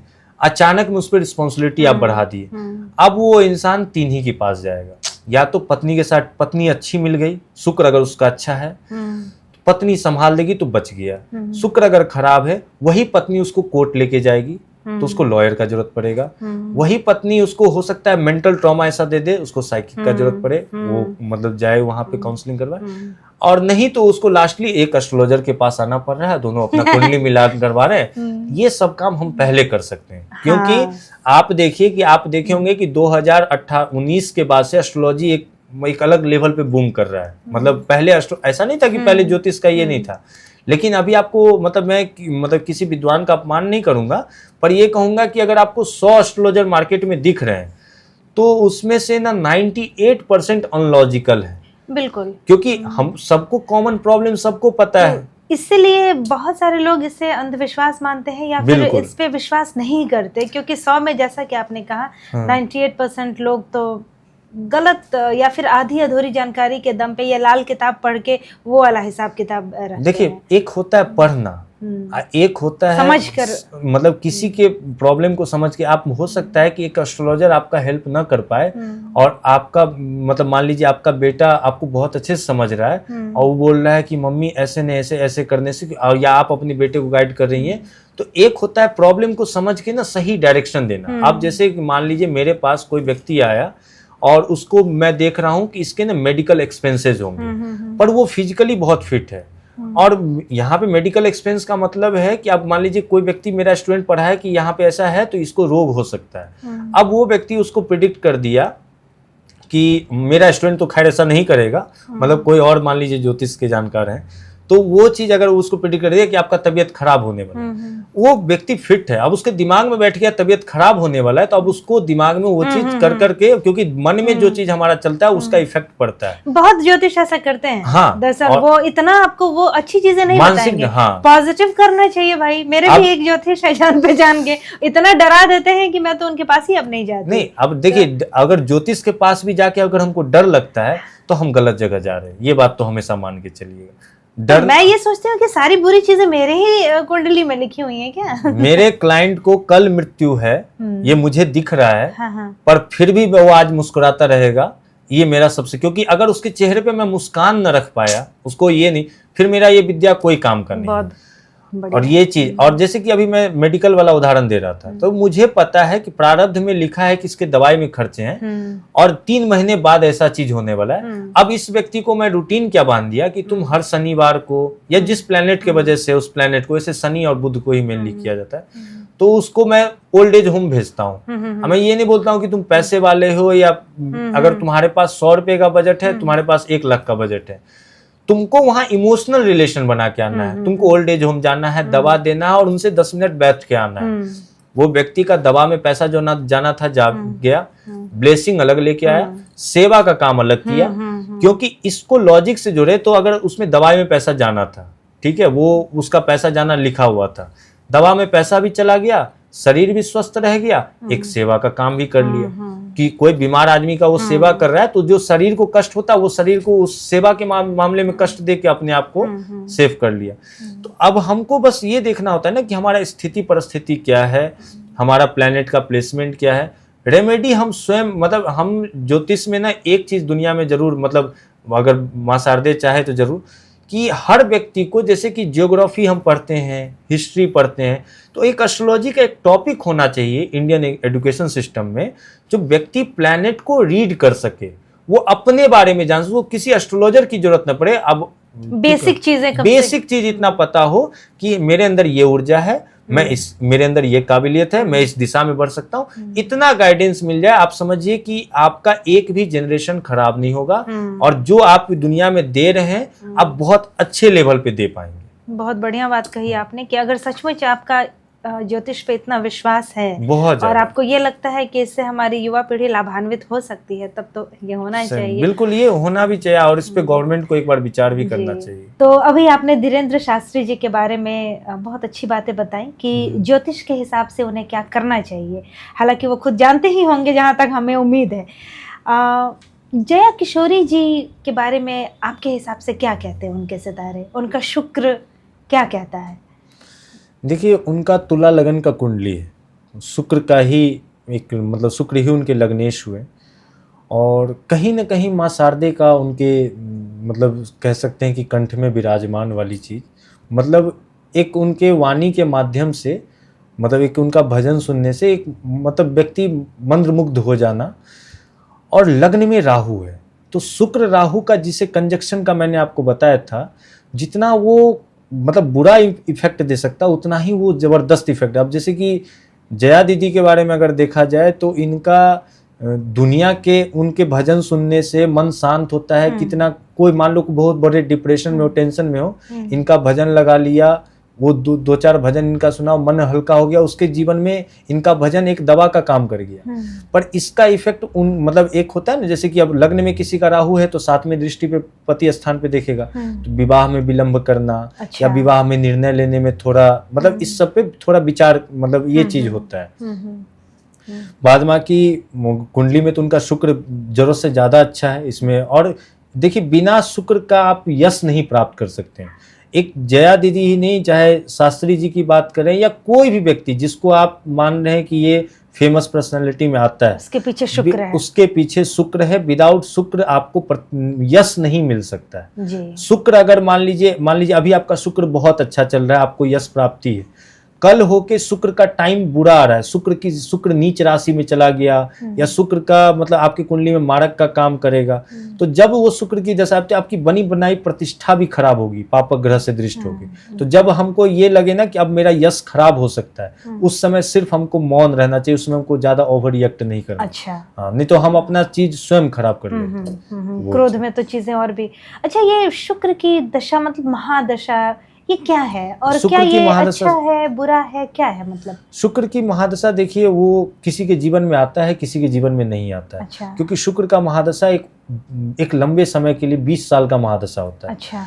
तो अब इस शुक्र के महादशा में अगर किसी का शुक्र मान लीजिए कारक है, कारक मतलब 159 का लॉर्ड है, जो मैंने 12 हाउस बताए थे, उसमें लग्नेश, पंचमेश और भाग्येश, अगर इसका लॉर्ड है, शुक्र अगर कारक में है तो ये व्यक्ति के लिए बहुत अच्छी बात है। शुक्र अगर कारक नहीं है, अगर शुक्र कोई शत्रु ग्रह में बैठा तो उसको शुक्र को अच्छा कर लेना चाहिए, क्योंकि आप समझिए किसी के जीवन में 20 साल बहुत मैटर करता है। बिल्कुल। क्योंकि एक उम्र कैद, एक फांसी की सजा को भी 20 साल से आप तुलना कर सकते हैं, ठीक है। तो एक 20 साल मतलब ये चाहे तो आबाद कर दे, ये चाहे तो बर्बाद कर दे। अब इसमें हमको ये देखना है कि शुक्र हर कोई व्यक्ति अच्छा कर सकता है, ऐसा नहीं कि नहीं है। आप महिला का सम्मान कीजिए, 12 वर्ष से छोटी कन्याएं जो भी दिखे, चाहे वो आपकी शत्रु की बेटी क्यों ना हो, पर आपको उसके लिए ममता हमेशा रहना चाहिए। आपका उस मतलब अगर मान लीजिए आप किसी व्यक्ति के खून के प्यासे हैं, उसने आपका इतना भारी नुकसान किया, फिर भी उसकी छोटी बच्ची है, आपका उसके प्रति वो सम्मान होना चाहिए, वो कि आप एक भगवती को देख रहे हैं। अच्छा। आपका शुक्र कभी बुरा नहीं होगा। आज की डेट में आप देखते होंगे डाइवोर्स बहुत ज्यादा हो रहा है, इसके पीछे भी शुक्र का रोल है। हमारा शरीर जो है ना, वो यादों का भंडार है। आज मान लीजिए कोई व्यक्ति का आंख फूट गया और वो किसी चीज को स्पर्श करके बता रहा है कि ये टेबल है, ये मोबाइल है, ये इसका हाथ है, ये उसका हाथ है, शरीर याद रखता है। हम अपने शरीर को, आज का युवा पीढ़ी ना, हम शरीर को मजाक बना दिए। उनका विवाह से पूर्व आप समझिए इतने अनैतिक संबंध हैं, वो अपने पार्टनर के प्रति वो चीज डिलीवर ही नहीं कर पा रहे हैं जिससे संबंध मजबूत हो। उनको लगता है कि ये कूलनेस का प्रतीक है, ये कूलनेस का प्रतीक नहीं, शुक्र को तो खराब कर ही रहा है। वो साथ साथ अपने मतलब उस चीज को नुकसान कर रहा है जिस चीज से वो एक तरह से ईश्वर को जागृत कर सकता था। देखा जाए कि आप कहते हैं ना कि विवाह से पूर्व ब्रह्मचर्य की बात होती थी, ये अपने आप में एक तपस्या है। क्यों विवाह पहले करवाया जाता है? क्योंकि उसका एक अवस्था है। क्योंकि महादेव, जब देखा एक स्टोरी आपने सुना होगा कि महादेव ने इनको जो काम वासना के जो प्रभु थे उनको भस्म कर दिया था, तो महादेव पे भी अपना प्रयोग करना चाहे थे। लेकिन कलयुग में तो उसका माया चलेगा। आज की डेट में आज आप देखिएगा कि एक तो शादियां विलंब से हो रही है, और इसी मतलब चूंकि विलंब से हो रही हैं और इंसान की अपनी जो भी ख्वाहिश है, तो अनैतिक संबंध या संबंध तो बन ही रहे हैं। तो आपका ये कहना है कि उन स्पर्शों की याद जो है वो आगे फॉरवर्ड होती है, शायद ये चीजें भी नुकसानदेह साबित होती हैं। मतलब एक चीज, जैसे मान लीजिए हमको कोई चोट लग गया, पाँव में ही चोट लग गया, तो उस चोट को रिकवर होने में टाइम तो लगता है ना। मैं कहता हूं कि एक व्यक्ति है, उसका 500 आदमी से अनैतिक संबंध हो, वो बहुत गलत व्यक्ति है, उसका समझिए रोज वैश्यालय जाना आना हो, मैं कहता हूं वो भी प्रभु को पा सकता है। अच्छा। लेकिन उसके अंदर वो समर्पण भाव आना, वो प्रभु के प्रति समर्पित होना, ये एक असमंजस है कि ये होगा कि नहीं होगा, ये क्वेश्चन मार्क है। क्योंकि वो जब उस रास्ते पे आ जाएगा तो वो ऑब्वियसली बात है कि माया, देखो आप जब मोक्ष प्राप्त करने वाले रहोगे ना, कल आपको मोक्ष मिलना है, तो फिसलन आपको वहीं सबसे ज्यादा मिलेगा। आपने एक चीज देखा होगा कि ब्राह्मण को ना एक ईश्वर का दर्जा दिया। आप कोई भी पूजा करोगे ना वैदिक परंपरा से, तो ब्राह्मणे देवता भ्यो नमः एक मंत्र आता है उसमें। आज की डेट में कलयुग में ब्राह्मण को ना अगर देखा जाए तो एक चंडाल का भी संज्ञा दिया गया है। क्यों दिया गया है? सही ज्ञान डिलीवर नहीं करने की वजह से, क्योंकि सोचता है कि हम इसको ये बुद्धि दे देंगे तो ये भी उससे लाभ कमा लेगा। अब इसके कारण क्या है कि उसको मोक्ष मिलना है, उसको माया ज्यादा घेरती है। तो इसलिए आपको ना मतलब कहते हैं ना कि बुद्धि का दुरुपयोग करना, तो ये ब्राह्मण कम्युनिटी, ब्राह्मण को ये बात समझना चाहिए, इस पे वर्क करना चाहिए कि उनको जो सम्मान मिला है, या क्योंकि वो कोई जाति नहीं है, वो ऐसा नहीं है कि वो कोख से डिलीवर। ब्राह्मण मतलब जो वेद पाठी है, जो संध्या वंदना करता है, जो सूर्य नमस्कार कर रहा है, जो एक विधिवत रिचुअल्स तरीके से चल रहा है, वो अपने आप को मतलब ये चीज कह सकता है। अब इसी में एक थोड़ा लॉजिकल बात अगर इसमें मतलब, क्योंकि लॉजिक थोड़ा मैजिक को काटता है, हमने बोला कि ब्राह्मण ये चीज से वो अपने आप को ब्राह्मण का उपाधि प्राप्त करता है। दूसरे व्यक्ति कह रहे हैं कि आम के पेड़ से खजूर तो नहीं निकलेगा, आम के पेड़ से आम ही निकलेगा, लेकिन उस आम में हम इतना ज्यादा मिलावट कर दिए हैं, जैसे कह सके आम खट्टा हो गया है, आम थोड़ा सड़ गया है, तो इस हमको अपने बगीचे का आम का स्वयं मतलब देखभाल करना है कि हम जितना, अब जैसे कि इंटरकास्ट वाली बात आती है, मैं कहता हूं अगर प्रेम है ना तो कास्ट मत देखिए, क्योंकि प्रेम सबसे बड़ा पूजा है। अगर उस लेवल पे राधा कृष्ण का पूजा आप करते हो ना, प्रेम है तब। अगर वासना है, कोई कॉन्ट्रैक्ट मैरिज है, तो मत करो। अगर प्रेम है तो फिर तुम ना जाति देखो ना धर्म देखो, मैं उसके पूरे समर्थन में हूं, क्योंकि प्रेम सबसे बड़ा पूजा है। लेकिन प्रेम नहीं है और वहां पे प्रेम, लव मैरिज हो रहा है, तुम्हारा डाइवोर्स हो रहा है, तो इसको प्रेम नहीं कहेंगे, क्योंकि तुम्हारा प्रेम रहेगा, तुम उसके लिए मरने के लिए तैयार हो, वहां तुम अपना स्वार्थ जागृत करोगे ही नहीं, कभी नहीं करोगे। अगर वास्तविक प्रेम है तो प्रेम विवाह कभी भी असफल रह ही नहीं सकता, वहां तलाक होगा ही नहीं, वो 7 जन्मों का संबंध है। अगर प्रेम है, प्रेम विवाह है, तो जाहिर सी बात है आपका शुक्र कहीं ना कहीं वहां अच्छे, देखिए शुक्र अगर अच्छा भी हो, अब क्योंकि आपने शुक्र की बात, शुक्र के पास जो भी ऊर्जा है वो सारा बृहस्पति का ही क्षेत्र है, पर बृहस्पति का क्षेत्र काफी बड़ा है, सभी ग्रह में सबसे बड़े ग्रह में बृहस्पति को ये मानिए। और उनके जो एक वैवाहिक जीवन का जो श्रेय है वो शुक्र के हाथ में जाता है। वैसे मैरिड लाइफ को बृहस्पति भी देखते हैं, पर काल पुरुष के कुंडली में सप्तम का स्वामी शुक्र को माना गया, क्योंकि आप किसी भी पुरुष से जाओगे, उनको महिला गुणवान चाहिए, खुद गुणवान है या नहीं है, एक सुंदर चाहिए। हाँ, और डिपेंड करता है कि पक्का घर जो शुक्र का 7वां घर माना गया है, तो सुंदरता देखना, महिला के अंदर गुण होना, ये सब चीज उनका। अब वही चीज क्या है ना कि लड़की के कुंडली में बृहस्पति अगर अच्छा होगा तो उसका पति अच्छा होगा, बृहस्पति अच्छा नहीं होगा तो पति अच्छा नहीं होगा। अच्छा। तो लड़की आप देखिएगा कि बहुत सारे मैरिड लाइफ में ना पंडित जी लोग बृहस्पतिवार का व्रत कथा बहुत ज्यादा चलता है, क्योंकि अगर आपका जुपिटर या फिर किसी कन्या की शादी नहीं हो रही है तो भी लोग व्रत करवाते हैं, हाँ बृहस्पतिवार का, या फिर माँ कात्यायनी का जाप सबसे उत्तम माना गया उसमें। तो आप जैसे बृहस्पति और शुक्र, इससे आपका घर, परिवार, बाल बच्चा, मैरिड लाइफ, ये सब चीज बैलेंस रहेगा। अच्छा, ये तो बड़ी अच्छी बात आपने बताई। मतलब अब तक हम लोग जिस विषय पे काफी देर से बात कर रहे थे कि मैरिड लाइफ, पति पत्नी का संबंध, ये सारे शुक्र और बृहस्पति, हाँ, और लेकिन आपने बृहस्पति को भी ऐड किया इसमें कि हाँ वो भी, और तो ये तो बड़ी अच्छी बात आपने बताई कि महिलाओं के लिए बृहस्पति ज्यादा शादीशुदा उसमें मतलब रिस्पॉन्सिबल होते हैं, बहुत ज्यादा। अच्छा, हाँ। लड़के के कुंडली में शुक्र देखिए, अच्छा, और लड़की के कुंडली में बृहस्पति देखिए, दोनों के कुंडली में जुपिटर और वेनस। पर एक है ना कि लड़का है तो उसको तो पत्नी चाहिए, तो उसकी पत्नी कैसी होगी ये शुक्र निर्धारित करेगा, और एक लड़की का पति कैसा होगा ये बृहस्पति निर्धारित करेगा। वैसे ये जो किया आजकल रील्स वगैरह में बड़ा ये देखने में आता है कि किसी बहुत ही मतलब देखने में औसत सांवले लड़के को बहुत खूबसूरत लड़की मिल रही है और उसके पीछे रीजन दिखा रहा है कि सरकारी नौकरी वाला लड़का है, तो ये अब देखिए उसके कुंडली में शुक्र जरूर अच्छा होगा तभी तो लड़की, हाँ। और इसके में बृहस्पति हाँ, अब डिपेंड करता है कि उस लड़की के कुंडली में मान लीजिए गुरु चंडाल योग है, अच्छा, ठीक है, उसका पति का कारक जैसे मैंने बृहस्पति बनाया और वो राहु के साथ, राहु थोड़ा सा मतलब अगर देखा जाए तो स्वार्थी प्लेनेट में, मतलब एम्बिशियस है, मतलब अपने लक्ष्य को प्राप्त करना है उसको।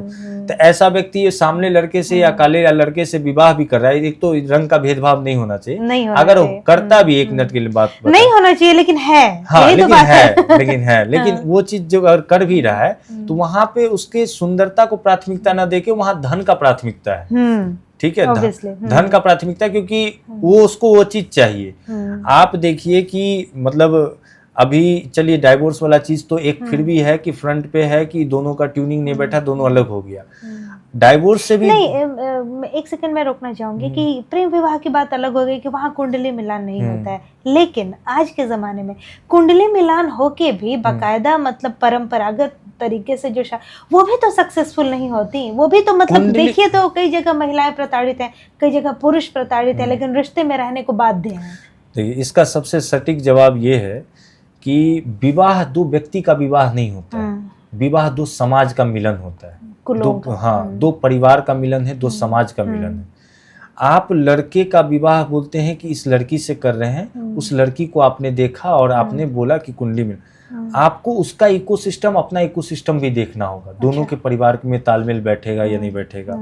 तो अब ये चीज क्या है ना कि आजकल के जो पंडित जी कुंडली मिलाते हैं तो सॉफ्टवेयर पे डाले इतना गुण है, अरे भैया 36 का 36 गुण मिलने वाले को भी टूटते हुए देखा है, 4 गुण पे रिश्ता एकदम मुस्कुराते हुए जीते भी ऐसे देखा जाए तो राम और सीता से बेहतर कोई जोड़ी ही नहीं था। आप सीता मैया का जीवन देख लो कि जिस दिन प्रभु से विवाह हुई उस दिन से लेके और अंतिम समय तक, जब तक वो धरती में समाधि ली, उस समय तक उसने जीवन में कभी मुस्कुराया नहीं है, ठीक है, लेकिन उसने किसी से शिकायत भी नहीं की कि मैं मुस्कुरा नहीं रही हूँ।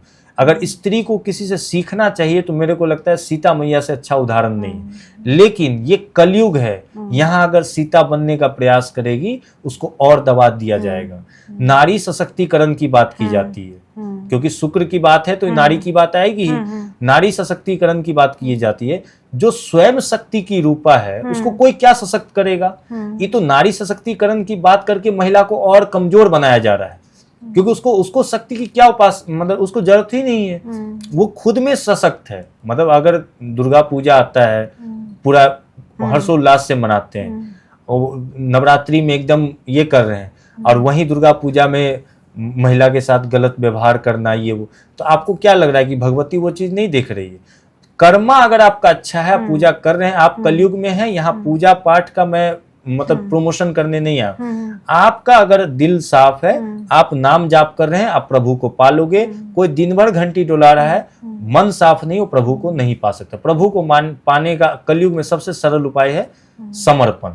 आप समर्पित रहिए। आप कोई गैमलिंग का काम कर रहा है, मैं बोलता हूं कि चलो युग है, राहु का युग है, वो जुआ सट्टा खेल रहा है, किसी का अलग, हम उसके पर्सनल काम को नहीं जा रहे हैं जज करने, जिसको जो आ रहा है वो कर रहा है। लेकिन वो अपने 24 घंटा में अगर 1 घंटा अपने लिए निकाल ले तो उसका जो थोड़ा बहुत, उसको एक तो सही डायरेक्शन ऑटोमेटिक मिल जाएगा, और उसका जो थोड़ा बहुत अगर बैड कर्मा होगा या जो भी जिस कारण से उसको बाधा हो, वो ऑटोमेटिक सॉल्व हो जाएगा। आदमी, क्योंकि हमसे बेहतर, जैसे मान लीजिए कोई व्यक्ति शराब पी रहा है, शराब से क्या इफेक्ट हो रहा है? उसका लीवर खराब हो रहा है। उसको अपने लीवर से मित्रता करना है, उसको अपने लीवर से बात करना है कि मेरा लीवर ठीक है, नहीं है, खराब है। अब शुक्र तो शराब के भी कारक है। अब मैं ये नहीं बोलूंगा कि शुक्र आपको अच्छा करना है तो शराब पी लीजिए। अभी भी रील में एक मैम ने बोला था कि शुक्र को अच्छा करना है तो ऐसे कर लीजिए, शराब पीजिए। शुक्र महंगे शराब का कारक है, ठीक है, आप आनंद लीजिए जरूर, मतलब इसमें कोई ये नहीं है। लेकिन आप देखिए क्या आपका क्षेत्र में शराब रोल कर, आप एक मान लीजिए कॉर्पोरेट सेक्टर से हैं, आप कोई बिजनेस प्रोफाइल से हैं, आप कोई ऐसे जहाँ पे एक ऐसा इन्वायरमेंट है, आप फिल्म लाइन से चलेगा, आप एक पंडित प्रोफेशन से, आप एक शिक्षा के प्रोफेशन, वहाँ आपको शोभा नहीं देगा, ठीक है। तो आप देखिए कि आपका कैरेक्टर क्या है और आप किस कैरेक्टर में जीना चाहते हैं, उस हिसाब से शुक्र को आप जैसे मान लीजिए आप पंडित हैं तो आपको मेटेरियलिस्टिक चीज की क्या आवश्यकता? आप तो भगवती की आराधना में शुक्र का प्रयोग कीजिए। आप एक फिल्म लाइन के व्यक्ति हैं, आप एक मीडिया लाइन के हैं, आप शुक्र को अपने यश में काम कीजिए। आप एक विद्यार्थी हैं, आप मां शारदा की आराधना करके शुक्र को जागृत कीजिए। मतलब आप शुक्र को किस रूप में लेना चाहते हैं। लेकिन हमने ये भी देखा है सदियों से, जब से मतलब हम लोग कहानियां पढ़ते हैं, जो भी कहानी की शुरुआत ही होती है कि एक बहुत गरीब ब्राह्मण था, हाँ। लेकिन क्षत्रियों ने तो भर भर के, राजा महाराजाओं ने भर भर के ब्राह्मणों को दिया है। और जैसे राजा लोग अपने गुरु के अनुसार ही चलते थे, तो ऑब्वियसली उस राजभवन में एक बहुत सम्मानित कक्ष उस गुरु का भी तो होता होगा। तो ऐसा नहीं है कि कह रहे हैं गरीब ब्राह्मण, लेकिन वो सिर्फ कहने के लिए नहीं, ये इससे वास्तविकता, इसका एक लॉजिकल बात भी है। चंडाल ब्राह्मण अमीर होगा, अच्छा, सात्विक विद्वान ब्राह्मण कभी अमीर नहीं होगा। ये श्राप है लक्ष्मी जी का, इसमें भी शुक्र का ही रोल है। दैत्य गुरु शुक्राचार्य बोले कि त्रिदेव में सर्वश्रेष्ठ कौन, तो वो सबका परीक्षा लेने गए। तो वो बोले कि महादेव के पास पहले पहुंचे, बोले कि नंदी को कि जाओ महादेव को बोलो कि दैत्य गुरु शुक्राचार्य आए हैं उन अपने प्रभु से मिलने। तो बोले कि महादेव अभी ध्यान पे हैं, अभी मुलाकात नहीं हो पाएगी। तो एक ब्राह्मण का अपमान, मुझे ऐसे ये चीज रोका जा रहा है। तो वहाँ पे जाते हैं और वो मतलब एक तरह से ऋषि का जाना और ब्राह्मण का सम्मान हर लोक में है। तो वो जाते हैं, बोलते हैं महादेव हम आपसे बात करने आए हैं।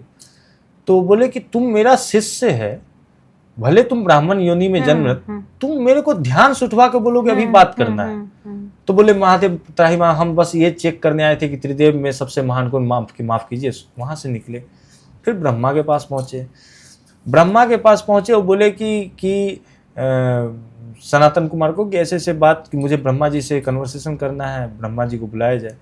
तो बोले ब्रह्मा जी तो अभी वो भी पूजा पाठ में लगे हुए हैं। तो बोले कि नहीं मुझे अभी मिलना है। तो ब्रह्मा जी बोले कि नहीं, तुम मेरा ही संतान है, हम ब्राह्मण कुल का हम ही निर्माण किए, और तुम मेरा ही आएगा परीक्षा लेने की, हम त्रिदेव में कौन बड़ा नहीं। नारायण के पास पहुंचे, नारायण योग निद्रावस्था में थे। तो नारायण को बोले उठिए, एक ब्राह्मण आया आपसे मिलने के लिए और हमको आपसे बात करना ही हो। तो नारायण नहीं उठे। तो नारायण नहीं उठे ना, तो शुक्राचार्य एक लात मारे नारायण की सीना पे। तो नारायण का रिएक्शन ये था कि प्रभु आपके चरण में कोई चोट तो नहीं आ गया। मतलब वो तुरंत शुक्राचार्य का पांव पकड़ लिया, चोट नहीं है। ये चीज लक्ष्मी जी को बर्दाश्त नहीं हुआ। लक्ष्मी जी बोली मैं यहाँ वास करती हूँ, नारायण के हृदय में मेरा वास है, और एक ब्राह्मण मेरे पति के हृदय पे प्रहार किया है, चाहे वो कितना भी समृद्ध हो, कितना भी ज्ञानवान हो, लक्ष्मी कभी वहां स्थिर नहीं रहेगी। इस बात का मैं श्राप देती हूँ। तो ये शुक्राचार्य जी थे या ऋषि भृगु? भृगु ऋषि के ही संतान है शुक्राचार्य। अच्छा। मतलब ये मतलब शुक्र, हाँ, भृगु ऋषि के ही संतान है शुक्राचार्य। और ये उन्हीं का, मतलब मैं शुक्र से कनेक्टेड चीज बता रहा हूँ कि आपने बोला ना शुक्र का ये चीज, तो उनको वहां पे श्राप मिला ब्राह्मण को।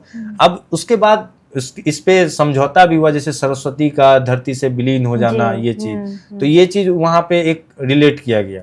लेकिन अगर देखा जाए कि जैसे आपने बोला ना गरीब ब्राह्मण, ये तो ये इसके पीछे का एक लॉजिक, हाँ, कलयुग में ब्राह्मण गरीब नहीं रहेगा, ये बात उतना ही कटु सत्य है। कलयुग में क्या है कि माया सबसे ज्यादा उसको घेरेगा, और ब्राह्मण कोई जाति या वर्ण नहीं है। आप जितना वेद पाठ कर रहे हैं, जितना आपके पास ज्ञान है, शिक्षा, आप मान लीजिए एक सबसे लोअर कास्ट में जन्मे और आपके पास वेद का पूरा ज्ञान है, और आप अगर ज्ञान डिलीवर नहीं कर रहे हैं तो आप चंडाल के श्रेणी में आप भी आइएगा, चाहे वो ब्राह्मण में हो या क्षत्रिय में, कोई सी भी ब्राह्मण का काम ही है ज्ञान डिलीवर करना। जैसे आप भूत प्रेत का नाम सुनते होंगे, उसमें एक कैटेगरी होता है ब्रह्म राक्षस। जो व्यक्ति ज्ञान हासिल किया और ज्ञान डिलीवर नहीं किया, उसको ब्रह्म राक्षस बन के यहाँ पे भुगतना पड़ता है। जैसे ये सब पीपल के पेड़ वगैरह के सब मान्यता है, ये तो बहुत अच्छा। ये जो शनि की महादशा आप बता रहे थे 20 सालों का, 19 साल किसी पुरुष के उसमें हो या फिर महिला में, तो क्या उसके जीवन साथी की दशाएं भी उस समय उतनी ही मायने रखती हैं? मतलब उस समय उनकी कुंडली उस हिसाब से उनका परिणाम? जैसे आपका माँ के साथ जो संबंध है या पिता के साथ संबंध है, भाई के साथ संबंध है, ये सब एक शॉर्ट पीरियड का संबंध है। ये एक माँ के साथ ममता का संबंध हो सकता है, भावना का, पर एक पति पत्नी के साथ कार्मिक संबंध होता है। आपका पति या आपका पत्नी प्रेम कर रहा है या नहीं कर रहा है वो मैटर नहीं है, पर एक दूसरे के कर्म को इफेक्ट करेगा ही करेगा। अब मान लीजिए कि कहावत है, जैसे हम लोग एक उपचार देते हैं, बहुतों का परिवार इसमें चेंज हुआ है, मेरे पास प्रत्यक्ष ऐसे बहुत सारे जजमान हैं, उनका पति ऐसा मान लीजिए कि जितना भी दुष्कर्म होगा सारा दुष्कर्म करते होंगे। मतलब आप मान लीजिए कि एक पुरुष रोज वेश्यालय जाता हो, रोज मदिरापान करता हो, पर उस घर की महिला सुबह उठ के अब वो अपने कुल देवी कुल देवता को बस अपना हाजिरी लगा दे, अपना उनका पूजा पाठ दे दे, कभी भी उस घर में दरिद्रता नहीं आ सकती है। आज की डेट में महिला का देर से स्नान करना दरिद्रता का और एक अनैतिक चीज का सबसे, क्योंकि आप पुरुष कितना भी ये हो जाएगा, संस्कार का डोर महिला के ही हाथ में है।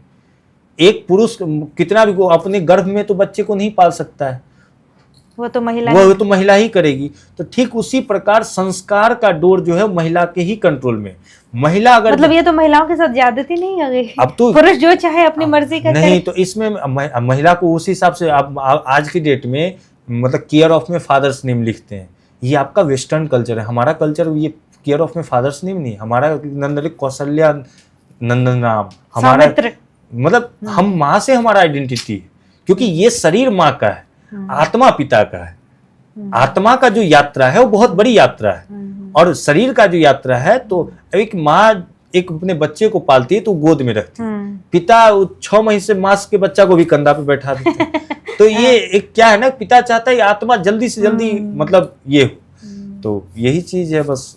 ये झाजी जो शुक्र की महादशा की जो अभी आप बात कर रहे थे कि बहुत उत्तम हो सकता है, यही आपने कहा बहुत उत्तम हो सकता है, लेकिन साथ में जीवन साथी या जीवन संगिनी उनकी भी कुंडली की दशाएं भी उतनी ही मायने रखती हैं। बिल्कुल। अगर दोनों ही अगर बहुत उत्तम दशा में हो तब तो फिर क्या ही कहने।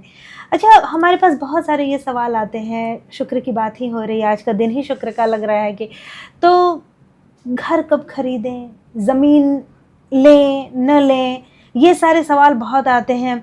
या फिर गाड़ी लेना है, कौन सी गाड़ी ले, कौन से कलर का ले, कौन से नंबर का लें, कि ये सारी चीज़ें भी तो हमारे भोग विलास की चीज़ें हैं ना। तो इस पे क्या आप हमारे दर्शकों को कहना चाहेंगे? देखिए, शुक्र का और मंगल का मतलब इसमें मैं मंगल को इसलिए लाना चाहूँगा जैसे कि ज्योतिषी भाषा में मैं थोड़ा बता दूँ कि शुक्र और मंगल एक दूसरे के पूरक का काम करते हैं। जैसे एक दूध है जो कि चंद्रमा है, उसी दूध को जब हम अग्नि पे जलाते हैं, मतलब उसी दूध को जब हम मतलब ये करते हैं, मतलब उसके छाली को मतलब ये करके तो घी बनाते हैं अग्नि पे डालने के बाद, और उसी दूध को जब हम ठंडक देते हैं तो लस्सी बनाते हैं, तो खीर शीतल, हाँ शीतलता में तो लस्सी बनाते हैं, दही का रूप कह दीजिए। तो जब हम एक दूध को हम दही में ट्रांसफॉर्म कर रहे हैं तो वो शुक्र का रूप ले रहा है, और उसी दूध को हम जब घी में बना रहे हैं तो वो एक मंगल का रूप धारण कर रहा है। अब मंगल और शुक्र दोनों ना आपस में एक दूसरे का ऊर्जा काम मतलब पूरक का काम करता है।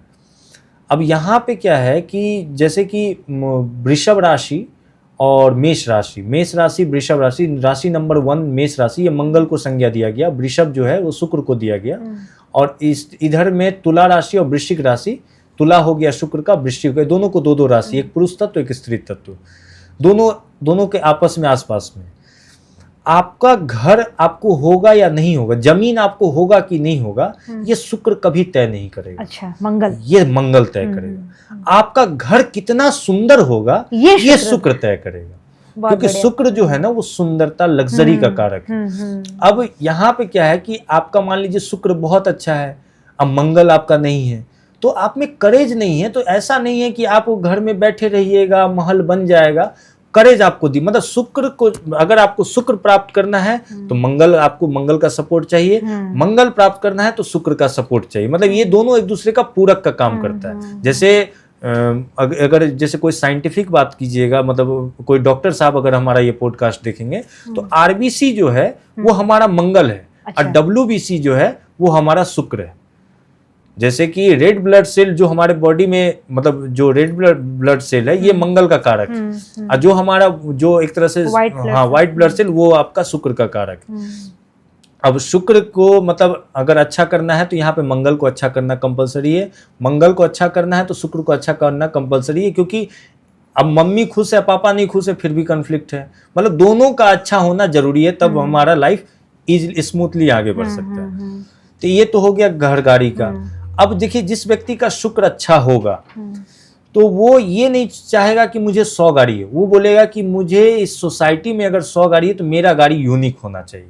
वो थोड़ा हटके थोड़ा अलग चीज का शौकीन होता है। तो अब जैसे मान लीजिए किसी का शुक्र बहुत अच्छा है तो हो सकता है वो थोड़ा मतलब लग्जरी गाड़ी का शौकीन रहे, और शुक्र वाले को तो मैं ये चीज़ जरूर कहूँगा कि अगर आपका शुक्र खराब है तो महिला का सम्मान तो सबसे पहले कंपलसरी, सबसे बेस्ट रेमेडी है। छोटी कन्याओं को आप जितना मीठा खिलाएं, और साथ में उनके पास ना मतलब उनके शरीर में एक अच्छा खुशबू आना चाहिए, मतलब इत्र का, परफ्यूम का प्रयोग बहुत ज़्यादा। और अगर मान लीजिए कुंडली में शुक्र और बृहस्पति दोनों पीड़ित हैं, हम्म 1 लाख उपाय कर लिया, रेमेडी कर लिया, फिर भी वैवाहिक जीवन में क्लेश चल रहा है, रामबाण उपाय बता रहा हूँ। आषाढ़ नवरात्रि और माघी नवरात्रि जो जनवरी के टाइम में, जून के टाइम में होता है, गुप्त नवरात्रि, गुप्त नवरात्रि को संज्ञा जिसको दिया गया, इसमें दोनों दाम्पत्य जीवन अगर जमीन पे मतलब वो 9 दिन मतलब सोए और दोनों दाम्पत्य जीवन दुर्गा सप्तशती का पाठ करें, और नहीं तो सिद्ध कुंजिका मंत्र का उसका पाठ कर लें। अगर 3 नवरात्रि पूरते पूरते उनके वैवाहिक जीवन में मिठास नहीं आया तो आप जो कहो, मतलब 100% ये एक, इसको आप तांत्रिक विधि से भी देख सकते हो और इसको आप वैदिक विधि से भी, दोनों विधि में मैचेबल है, क्योंकि शुक्र और बृहस्पति दोनों को ये बेटर करेगा। तो दाम्पत्य जीवन के लिए हमारे ज्योतिषाचार्य जी एक रामबाण उपाय बता रहे हैं, आप ये करके देखें, क्योंकि गुप्त नवरात्रि साधना का ही समय है। उसमें एक माँ कामाख्या के बारे में कहा गया है कि मेरे दर पे जो आए करती मैं उसका नाश, फिर भी जो अड़ा रह जाए मैं उसकी दासों की दास। तो यहाँ पे अड़ा रहना सीखना है, मतलब ये नहीं, क्योंकि आप जब भी कोई अच्छा काम करोगे ना आपके जीवन में और प्रॉब्लम बढ़ जाएगा। तो ये नहीं कि प्रॉब्लम को देख के भाग जाना है, ठीक है, अब प्रॉब्लम ही मैं तुम्हारा संतान हूँ और आप चाहते हो कि मेरे को कष्ट हो, ठीक है, 2 कष्ट क्या होगा, ज्यादा मौत ही आएगी ना। फिर देखिए माँ का जो ममता आप पे बरसेगा वो चीज आपको दे देगा जिसका आपने कल्पना भी नहीं किया। तो ये गुप्त नवरात्र में आपने कहा कि पति पत्नी दोनों जमीन पे सोए, मतलब जमीन पे सोए कहने, देखिए जमीन मतलब पे सोने से पलंग पे नहीं सोए। हाँ, मतलब अब क्या है कि पलंग पे सोने का मतलब लकड़ी पे अगर हम सोते हैं, किसी का पलंग लकड़ी का होगा, किसी का मान लीजिए प्लाई का, मतलब कुछ भी कह लीजिए। अब लकड़ी का हर अपना एक इस चीज का इफेक्ट है, और दिनचर्या में अगर उस पे सो रहे हैं तो आप कभी, अब क्योंकि अब डेली लाइफ में सब इतना बिजी है कि वो सात्विकता नहीं रहती है। जमीन कितना भी है तो शुद्ध माना गया है, और जमीन पे सोने से मंगल जागृत होता है। तो मंगल जब जागृत होता है, क्योंकि जमीन का कारक मंगल है, भौमपुत्र उसको कहा गया है। शिव का सबसे पहला संतान मंगल ही है। शिव जी के स्पर्श, जैसे कि वो मांगलिक व्यक्ति होता है तो उसको मैं वहां भेजता हूँ, मतलब मंगलनाथ मंदिर भोपाल में, उज्जैन में है। तो भौमपुत्र मंगल, जमीन पे सोने से आपका मंगल हमेशा मजबूत रहेगा, ये बात मतलब मंगल का रामबाण उपाय है। तो जमीन पे सोइए, तो जमीन पे सोने, क्योंकि उस टाइम दोनों पति पत्नी को आस्था के लिए कहा गया, भक्ति करने के लिए, तो मंगल उसको उस ऊर्जा को सपोर्ट करेगा, उस ऊर्जा को उसको भक्ति करने में सपोर्ट करेगा, उसको पूजा पाठ में मन लगेगा।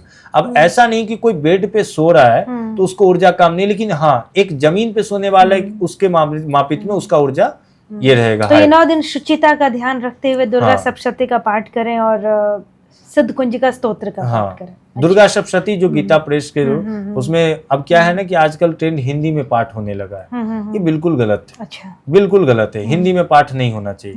आप अगर नहीं हिंदी में पाठ, ठीक है, आप किसी को माता रानी का प्रशंसा कर रहे हो, कहीं आप 2 आदमी कन्वर्सेशन कर रहे हो, मैं आप उस हिंदी पाठ के आप किसी भी लोकल लैंग्वेज में करो, मैं उसका सम्मान करता हूँ, लेकिन आप पूजा के नाम पे मजाक मत कीजिए। जैसे कि आप मंत्र का जाप कर लो, आप दुर्गा जी का नाम लेके जाप कर लो, क्योंकि पाठ जब भी होगा दुर्गा सप्तशती का वो संस्कृत में होगा। आपको संस्कृत और कोई टफ नहीं है, संस्कृत तोड़ तोड़ के पढ़ने की चीज है, और हमें संस्कृत पढ़ने, अगर हम नहीं पढ़ेंगे तो दूसरा कौन आके पढ़ेगा, तो वो चीज है। बहुत बढ़िया। तो ये एक तरीके से बड़ी अच्छी बात आपने बताई, चूंकि शुक्र की बात हो रही थी और आजकल के बढ़ते डाइवोर्स के केसेस की बात हो रही थी, उसमें आपने एक रामबाण उपाय बातों ही बातों में बता दिया।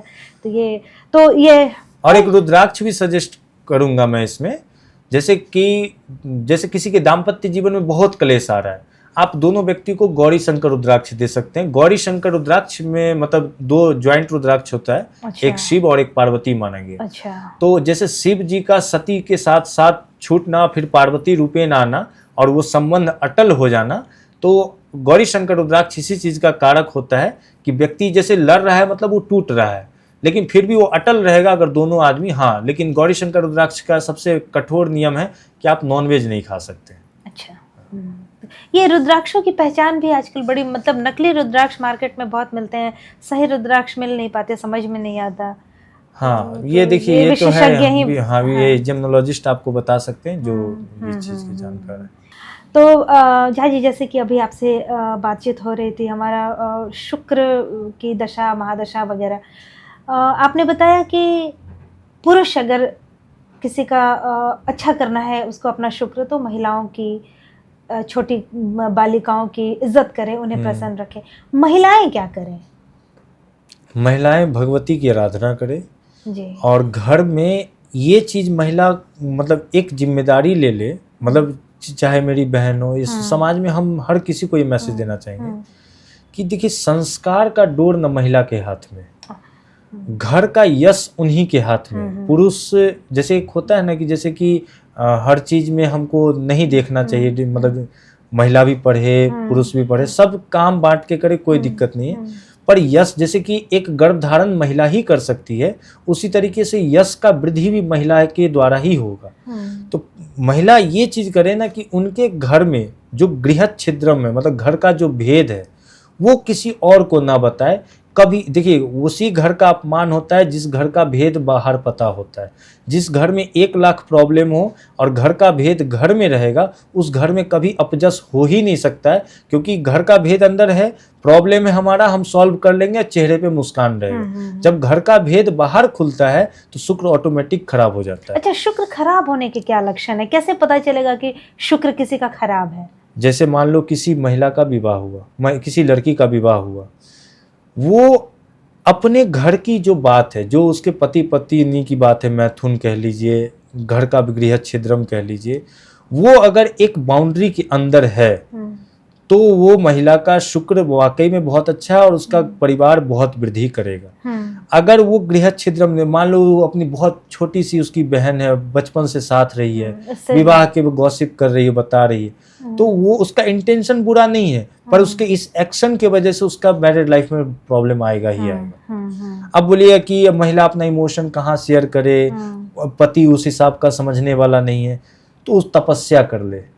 मैं कहूँगा उसको एक बार सीता मैया का जीवन पढ़ लेना चाहिए, उसको राम भी मिल जाएंगे, उसका परिवार भी बस जाएगा। अच्छा, मतलब हेल्थ वाइज कैसे पता करेंगे, पुरुष या महिला दोनों में किसी का शुक्र खराब है? अगर आपको प्यास ज्यादा लगता है, पानी आप टाइमली नहीं पीते हैं, यूरिन से रिलेटेड प्रॉब्लम आ रहा है, तो आप समझिए कि आपका शुक्र खराब है। और क्योंकि शुक्र जैसे हर अंग है ना, पेट जैसे किसी का पेट का प्रॉब्लम है तो उसका बृहस्पति खराब है। अच्छा।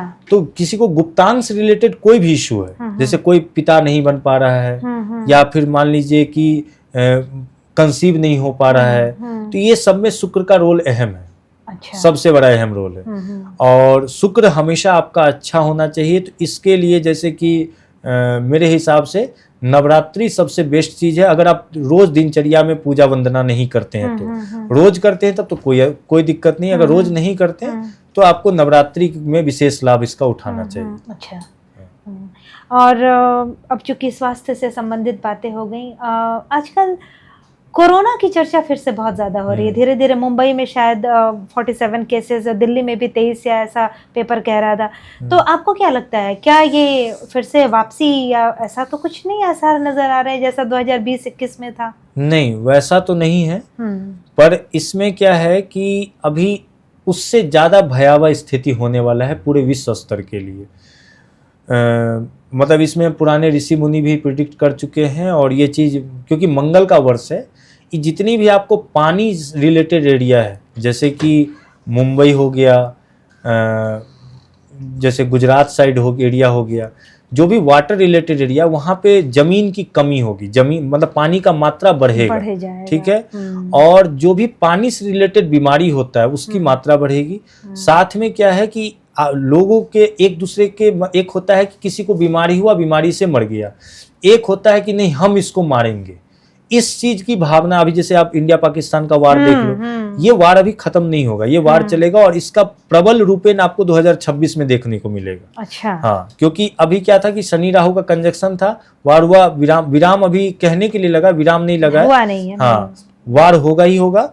और दूसरी बात क्या है कि ये सिर्फ इंडिया और पाकिस्तान की बात नहीं है, ये पूरे विश्व स्तर के लिए माना जाएगा, क्योंकि 2025 तो सबके लिए है ना। तो मंगल का प्रभाव हर पे होगा। या तो आप लड़वाना चाहोगे, जैसे कि इंडिया पाकिस्तान के वार में बहुत देश रुचि लेंगे, या तो आप लड़वाना चाहोगे, लड़ोगे, कहीं ना कहीं लड़ाई का इन्वॉल्वमेंट रहेगा। अच्छा। क्योंकि और यहाँ पे क्या है, मंगल एक ऐसा ग्रह है जो चैलेंज अगर उसको कोई कर दे तो पीछे नहीं हटने वाला है, वो मर जाएगा पर झुकेगा नहीं, वो वाली तो जैसा कि तमाम चैनल सुबह शाम ये डिस्कशन होते रहते हैं कि भारत पाक युद्ध की फिलहाल क्या सिचुएशन है, क्या अंदर ही अंदर लड़ाई चल रही है, रक्षा विशेषज्ञों का इंटरव्यू आप अक्सर देख रहे होंगे, तो ज्योतिष भी यही कह रहा है कि कहा जा रहा है विराम है पर विराम है नहीं, और 2026 तक शायद युद्ध जैसी सिचुएशन आए। आपके चैनल के माध्यम से एक मैसेज मैं और देना चाहूँगा, जो गवर्नमेंट को एक चीज़ पे ज़रूर ध्यान रखना चाहिए कि 2025 के सितंबर से लेके 26 के सितंबर तक उत्तर भारतीय इलाका में, उत्तर और पश्चिम भारतीय इलाका में दंगे ना हो, क्योंकि विवाद, लड़ाई, झंझट, तो इसका कारण कुछ और न बने, इस चीज का विशेष ध्यान देना चाहिए, खास करके उत्तर प्रदेश सरकार को विशेष रूपेण देना चाहिए। अच्छा, क्योंकि ये एक थोड़ा विचारणीय विषय है, और ये मैं कोई प्रिडिक्शन नहीं दे रहा हूँ, ये मेरा जो थोड़ा बहुत अल्प ज्ञान है उसके माध्यम से, और ऋषि मुनि पहले से ये बात कह चुके हैं। तो शुक्र ग्रह के बहाने हमने तमाम ग्रहों की बात की, शुक्र से रिलेटेड बाकी ग्रहों की बात की, हमने विवाह और विवाहेतर संबंधों पर भी बात की, स्वास्थ्य से रिलेटेड बात की, विश्व की बात की, और भारत के बाकी पड़ोसी मुल्कों से संबंधों पे बात की। तो ज्योतिष यही है, ये सिर्फ अपनी बात नहीं करता, पूरे ब्रह्मांड की बात करता है। तो हमारे साथ हैं पंडित शिवेश झा जी, इनसे हम फिर अगले किसी एपिसोड में कुछ अलग मुद्दों पर इनकी जानकारी आपसे साझा करेंगे, और आप अगर आपके सवाल हैं तो ज़रूर हमें भेजें, हमारा पता आपको नीचे लिखा मिल जाएगा। धन्यवाद।